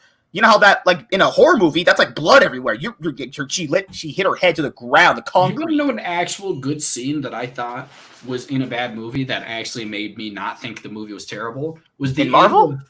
Was the end of Amazing Spider-Man where he tried to save what's-her-name and she ended up hitting the ground and he didn't send her. In a rated R movie, there's blood going down her head. I'm saying that was an incredibly, for a bad movie, that was a really good, like, it's like they thought out plot points but didn't think out the actual movie and they didn't flesh it out. Like that was a really good move on my part. Like the bill always comes due. Oh, that's what I think Strange said in the movie. Oh, that's what he did say. Yeah, I remember. God, man. Doctor Strange, so underrated, though. So underrated. I liked it. I enjoyed it, personally. It's definitely in my top 10. I liked it. Visually, it was great. Visually, it looked good. Everything was great about it. It had, like, just the right amount of humor. It had just the right amount of dark. It had just the right amount of, like, tone for the story to take place. I think people kind of meme on it for the whole Dormammu thing. That's kind of what people meme on it for. But outside of that, I like the movie, though. But Amazing Spider-Man 2, oh, my God, that was so bad. That actually played for me recently. Oh, it's so bad. It's so bad on every level. My top 10 what? In my top 10 MCU list. Dr. S? Oh, Doctor Strange. How did that not register in my mind? I don't know. Yeah, like, dude, guys, she got kicked off that skyscraper. She fell to her death and hit her head. No blood. Obviously, PG-13 movies, but, that movie actually showed someone dying in a gruesome way. Like, I was like, oh my goodness, that's crazy. And then we got Infinity War. You're acting like Infinity War was trash, and that's completely not trash. It's just lackluster to Endgame though. Lackluster I mean, first of all, the build, like it essentially was showing the foreshadowing of Thanos in all the movies. It was just showing what it built up to. I did like the movie actually. I'm still waiting for the new Blade movie. They're never gonna make a new Blade movie, man. It's just not gonna happen. Well, they wanted to be rated. About making a Blade movie for they wanted rated. No, years. They talked about it at the last Comic-Con, but the one black actor they chose to play him, he asked Kevin Feige, "What about rated R?" He says, "No, PG-13. You're gonna like it." How do you do a PG-13 Blade? I'll play Blade. Don't worry. I can do How, it. how do you do a PG-13 Blade movie though? Does that even work? Blade 3 was trash. I think I just want to revamp now. Wait, why did we get that randomly from superhero movies? So in X-Men, so the X-Men first 3 movies, it was X-Men, X2, X3's trash. Blade 2, Blade 3's trash. Spider-Man, Spider-Man 2, Spider-Man 3's trash. Why did we constantly get the third movies being bad and the second movies being better? The second? Where? So I'll point out one that doesn't go with that. Transformers 1, Transformers 2 was trash, and Transformers 3 was trash. Transformers 1 was the only good one. How does that help me though? I pointed out 3 other franchises where they had what? Yeah, but I counteracted it by saying the second movie was also bad, and it was even actually worse than the third one. So, but it was just weird that we had 3 really promising superhero franchises, and the third movie was so bad and not the tone to the point where they just chose to cancel them and just either revamp them or do nothing with them. And one Blade, they did nothing with them. Which one are you talking about? Blade. You read Blade with Wesley Snipes, the Spider-Man trilogy with Tobey, and then the X-Men trilogy with fucking what's his name, Hugh Jackman, with X-Men to X-Men Last Stand. You know what? I'm gonna disagree with that. I liked X-Men Last Stand. I'm gonna disagree with your statement on that one. So drastically worse compared to the other 2, though. About the fact that they just straight up killed off all the characters. It's not even that. The tone was different. The narrative that they were trying to tell you. You don't have to use the same tone. That's how movies change from being the same identical thing. Once you fit the mold and force everything to be the same tone, you get a movie series that is identical to the previous movie, and it's just one movie altogether. All Marvel's movies are trash for me. The only superhero movies I like are Dark Knight, Christopher Nolan. I mean, that's the best movie of all time in terms of hero movies. Abigail. All the Marvel movies are... Marvel has some good movies. Abigail, come on. Abigail, come on. That's not true. I'm going to point out, I think that killing what's-his-name on his farm was kind of... That made them villains. That was unnecessary. I don't know. What is this? What is this attached to? I have something. Oh, never mind. Conversation? What was conversation? I'm lost. What conversation do we have? What did I say? Did I say something? I don't know. I forgot. Actually, just repeat what I said. I forgot, honestly. I'm an old man. You guys know that. Did you ever watch V for Vendetta? I never actually asked you that. V for Vendetta? Did you watch that movie? I don't know what that is. I don't even know what it is. I've never heard of it. I mean, I heard of it. Well, do you feel... Well, because, remember... Oh, no, sorry. Or not V for Vendetta. Let's just do Superman Returns. I have watched Superman Returns. How do you have a Superman movie where he throws no punches? What is that? That is he threw emotional punches. You mean how he was a cuck? That movie so much. You mean how he was a cuck to Lois Lane? Oh my god! It was my least favorite movie because they made him such a loser. How do you? It's it's an underrated movie. It's not as bad as people make it out to be. I don't like their portrayal of Superman in that specific movie. That's all I'm gonna say. Maybe the movie itself, besides the story, I did actually like some of the aspects of the story, when he did the whole what is it called, the circular thing. Oh fuck! I forgot. Yeah, I know what you're talking about. But I forgot the terminology of it. But still, regardless, I think there's a few things I like. Kevin Spacey was a good Lex Luthor. You can't say that. You're not allowed to. Oh yeah, forgot. You can't say Kevin Spacey. You have to say he's trash now. Oh, I forgot. That's the new age term. No, because don't say new age. You got a fact factor on this. When Superman Returns came out, it was in 2006, right? Superhero movies hadn't hit their big renaissance yet, so they had to basically play it safe. That's just how I saw it. Because you had Daredevil, Catwoman, Elektra. Daredevil. I have the VCR set. Are you talking about the old Daredevil? I still have the VCR set in my room. You didn't burn that? That movie's so trash. It's a series. Oh, yeah. Is it DVD or VCR? I don't remember. It's still in my room somewhere. Oh, but no, I just want to say to everyone who's watching, thank you. This has been a great stream. Thanks you guys for my main channel coming over, and we're just talking and chilling. Yeah, we'll have some streams. We're just playing games, just talking and chilling. That's just how it goes. You guys will still lose at Uno. I will definitely guarantee that you guys will lose at Uno. But tomorrow on my main channel, 10 p.m. PST, if you want to be a part of it, a special guest on, talking chill. That's pretty much it. So we have 1 more minute left before I gotta get out of here. So, your opinions on movies suck. Dark Knight trilogy is better than the Lord of the Rings trilogy. That's not even. I'm just. Daredevil, Catwoman. There we go, dude. Daredevil and Catwoman were probably. Daredevil was not nearly as bad as Catwoman. Catwoman's just. I don't even like that being put in the same category.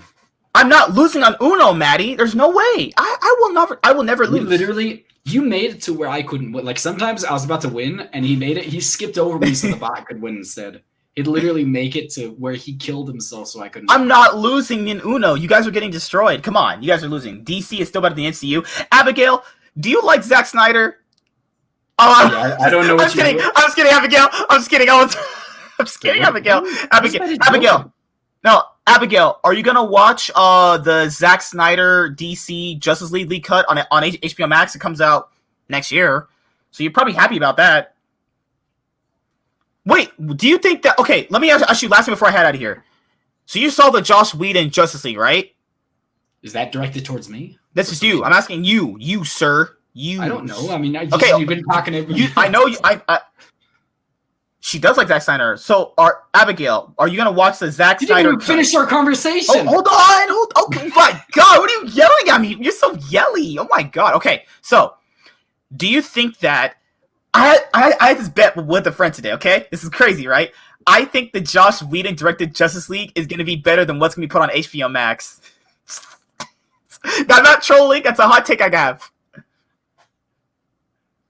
I mean, I don't know what you want me to say. Do you want me to say yes? I mean, do you think that the Joss Whedon Justice League he came into reshoot? What did Joss Whedon do? What movies did he do again? No. The Justice League he did. The Justice League that he kind of, fixed. Oh, you're just talking about the normal Justice League? Sorry, yes.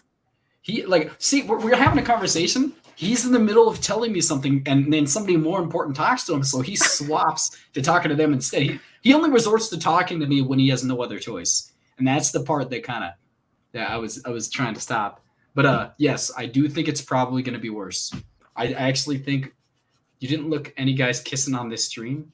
What do you mean? Maddie, I don't do that. Maddie's trolling. I don't do that stuff. What the heck? Wink, wink.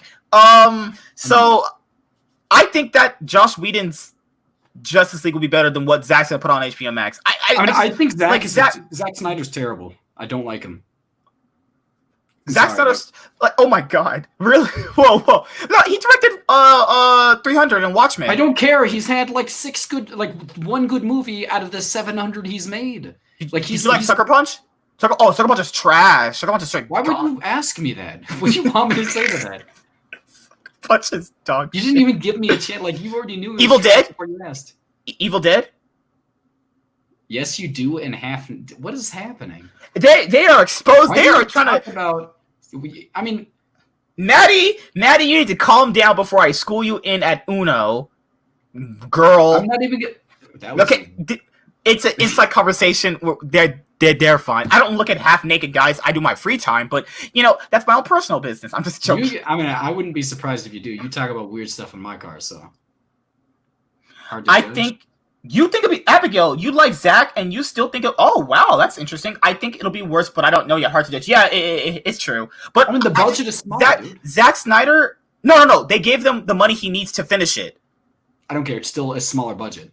No. He got the budget. He got the amount of money he needed to finish. He already had the money set before that. He just needed $20 million to finish. Finishing. You remember how big the budget was for Justice League before? No. The money He gets to finish what he had already did, but he needed money for the CGI scenes. I don't disagree with it. All I'm saying is that the budget is still substantially lower. No. Even with the additional money, even with the amount of money he had before and the additional money, it is about, I think, 80 to 90, and that's still about half of the budget of the original Justice League. Abigail, I know you like Zack, but I think his storytelling is not that good. Like it's never been good. I mean, 300 is a good storyline, but I feel like it was more so since he centralized, or it's a base on the action scene. It's the action scenes that did it for people. It's not even the story's pretty solid, but it's a simple story that can't be told improperly. It's like Game of Thrones. Don't say that ever again. I'm just kidding. I'm just kidding. The single best storyline of all. Like until season 8. Until season 8, Game of Thrones is yikes. No, but I mean, I think it's a season 8 kills Game of Thrones though. That's the I thing. mostly read the books. I didn't watch the entirety of the show completely, but I did like what they did, like the amount of show. Like I just think that for Zach, I just think that Joss Whedon is a better storyteller. Like in Avengers 1, Age of Ultron is Age of Ultron better than Zach's worst movies? So Zach's worst movie would be like BVS, right? And Age of Ultron is better than BVS. it is definitely better than BVS. So like I just don't think Zach's storytelling is good. And in 6 episodes, we're gonna see his storytelling. Ooh, yikes! I am not happy about that. I truly think that Josh's Justice League is better than what we're gonna see in that TV show. So Wait, are you gonna get HBO Max? Are you gonna get it? You talking to me? Yeah. Are you gonna pay for wanting me HBO to Max? get it so you can use it? No. Why would I say that? I can get it if you. I mean, it's not a big deal.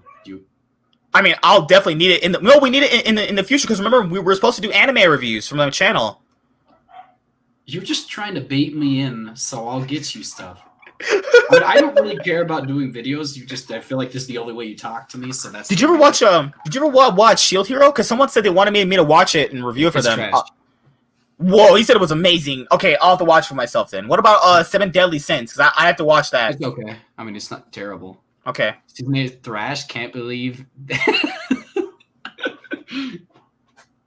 I mean, what's wrong with Kinley? He's like he's dying outside. he just whines a lot, dude. Oh my goodness. Okay, I'm gonna beat that dog out. But yeah, I mean, I think it's a pretty. I didn't like season 8 either. I agree with that. It wasn't very solid. But I mean, at the end of the day, I think they developed they rushed out of it because they wanted to do what's it called? What movie were they trying to do again? They were trying to do a Marvel movie, or he twerks too.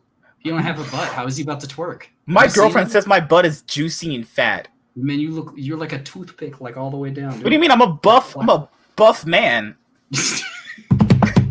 I mean, I can't call you out. It's not like I'm in. What? Oh, if we're calling out people, I can air dirty laundry. I get told so much stuff behind the scenes, guys. You don't even know what I get told. I just have this confidentiality of people that I don't tell the people. But I can air out some dirty laundry about people. But no, it's not. I'm definitely not gonna do that. It's not my characteristic. It's not my characteristic to do that. No, Ashley's right. It's gonna end up being over 50 million though, because he had to have money put down to do it. The scenes that he already had, and he had it. Yeah, 50 million is still less than I think the original Avengers is. I mean, what's it called? Is it correct? The budget for Justice League was 300 million. Yeah, I mean it's substantially lower. They've already lost. They have already taken a loss on Justice League. It definitely is a good action director. Do you watch anime? He does not watch anime because I've watched anime my whole life. He's a new watcher to anime. What am I hearing? I've watched anime my whole life. He watched Abigail. I watched, which was trash. I'm not even gonna. Trash. I'm not even. This man said it's Attack on Titan. A children's romance that is mixed in with terrible action. No, he's trolling. But no, Abigail, on my main channel, which is linked in the description box below, I'm gonna be doing a My Hero Academia season 1 review. I just finished it. I just started season 2, and then I'm gonna do 7 Deadly Sins. But yeah, I've watched anime my whole life. I watch anime a lot. I told you which ones to watch, but you just no. You gotta give me watch One Punch Man, and One Punch Man is not funny. How do you think that? You literally laugh at like you saying I have sex with dudes, but you somehow don't laugh at this, which at the very least it is the funniest thing. I don't get that at all. You just don't. I'm not into like comedy anime. You're not into anything. The only thing you watch guys don't listen to him. He's trying to expose YouTube me. videos of reviews on Justice League so you can throw racial slurs in the comments. What is he trying to expose me, guys? Come on. I will whatever. Doesn't matter. Oh, gosh, guys. I'm on season 3 of Naruto's. Wait, that's Naruto's? Never heard it said like that. Actually, you hate shonen? I only watch romance, but I watch shonen specifically, so I have something to talk to him about. and he just doesn't watch it at all, so it doesn't matter. I'm watching some stuff. He's gonna give me some time. I'm gonna wreck him like I normally do on anime. It always happens. I'm always the winner. I'm the anime king around here. The problem I got you in the anime. What are you talking about? I got you in anime. The problem is that you can't fully watch anime because you can only watch dubs. The subs require you to read, and you don't know how to do that. I literally watch subs in read. Man, I've literally watched subs because I didn't have the access to the dub before it came out, sir. I watch old anime. No, old animes are great. Sailor Moon is great. Astro Boy is great. I know a lot of old animes that are great. They still hold up too. Cowboy Bebop is amazing. Dude, they're doing the Cowboy Bebop live action TV series on Netflix. I can't imagine it's gonna be good. I'm gonna watch it because I like Cowboy Bebop, but it's probably gonna suck. Okay, I do have to head out because he's waiting. Thank you guys for being here. Berserk is a great anime. Oh, I gotta watch Berserk. People keep hyping up Berserk to me. Thank you, Abigail. I'll watch Berserk. Episodes they made, there's like one good series. I don't know about that. Don't. Okay. Hey, I'll watch it. And we'll do it. For the 11 people here watching, we talked about the LCS already. It was actually we did it for like 2 hours actually. But yeah, see you guys later. Like the video if you're watching it as a VOD on YouTube. It really does help the channel out. Like I'm not kidding. It really does help out. We do this every single Monday. So live streams every single Monday. And yeah, that's pretty much it. You want to say anything else about recommendations for animes? Do I need to? So by the way, just a question to the do I need to create a Discord for this channel specifically?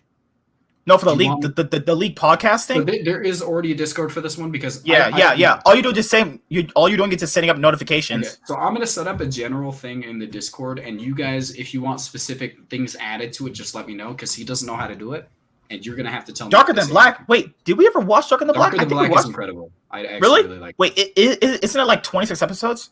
I don't remember, but it was really solid. But that's pretty much it. I mean, I got nothing else. That's it, guys. Yeah, see you later. Actually. Do you want to do the My Hero Academia Season 1 review together, or do you want me to just do it on myself? I'm willing to do it with you, but I mean, it's up I mean, to a you. dual insight is good with it. It's better, I think, but that's up to you. Are you willing to talk to me? That's not involving League. I mean, sometimes your insight is valuable, but we know I'm the anime king, so it's okay. All right, man. Yeah, see you guys later. Like, comment, subscribe, most of all, enjoy. And yeah, we'll be back next week because EU's on and NA's on. So yeah, peace. Have a good day, guys. See you later. Wait, I forgot. I don't have banners for that. Good lord. Oh, great stream, MSK. Yeah, it's done. Great stream, MSK and Buff Stud Man. See you later, Ryan. Bye. I will watch the VOD so I can catch up with you guys. Thank you guys. Peace out. Have a great day. See you guys live stream next Monday. See you guys. Yeah, like the little sad face. They miss us. What are you talking about? Bye, Ashley. Bye, Maddie. Bye, Ryan. Bye, Abigail. Is it still going? C9 lost.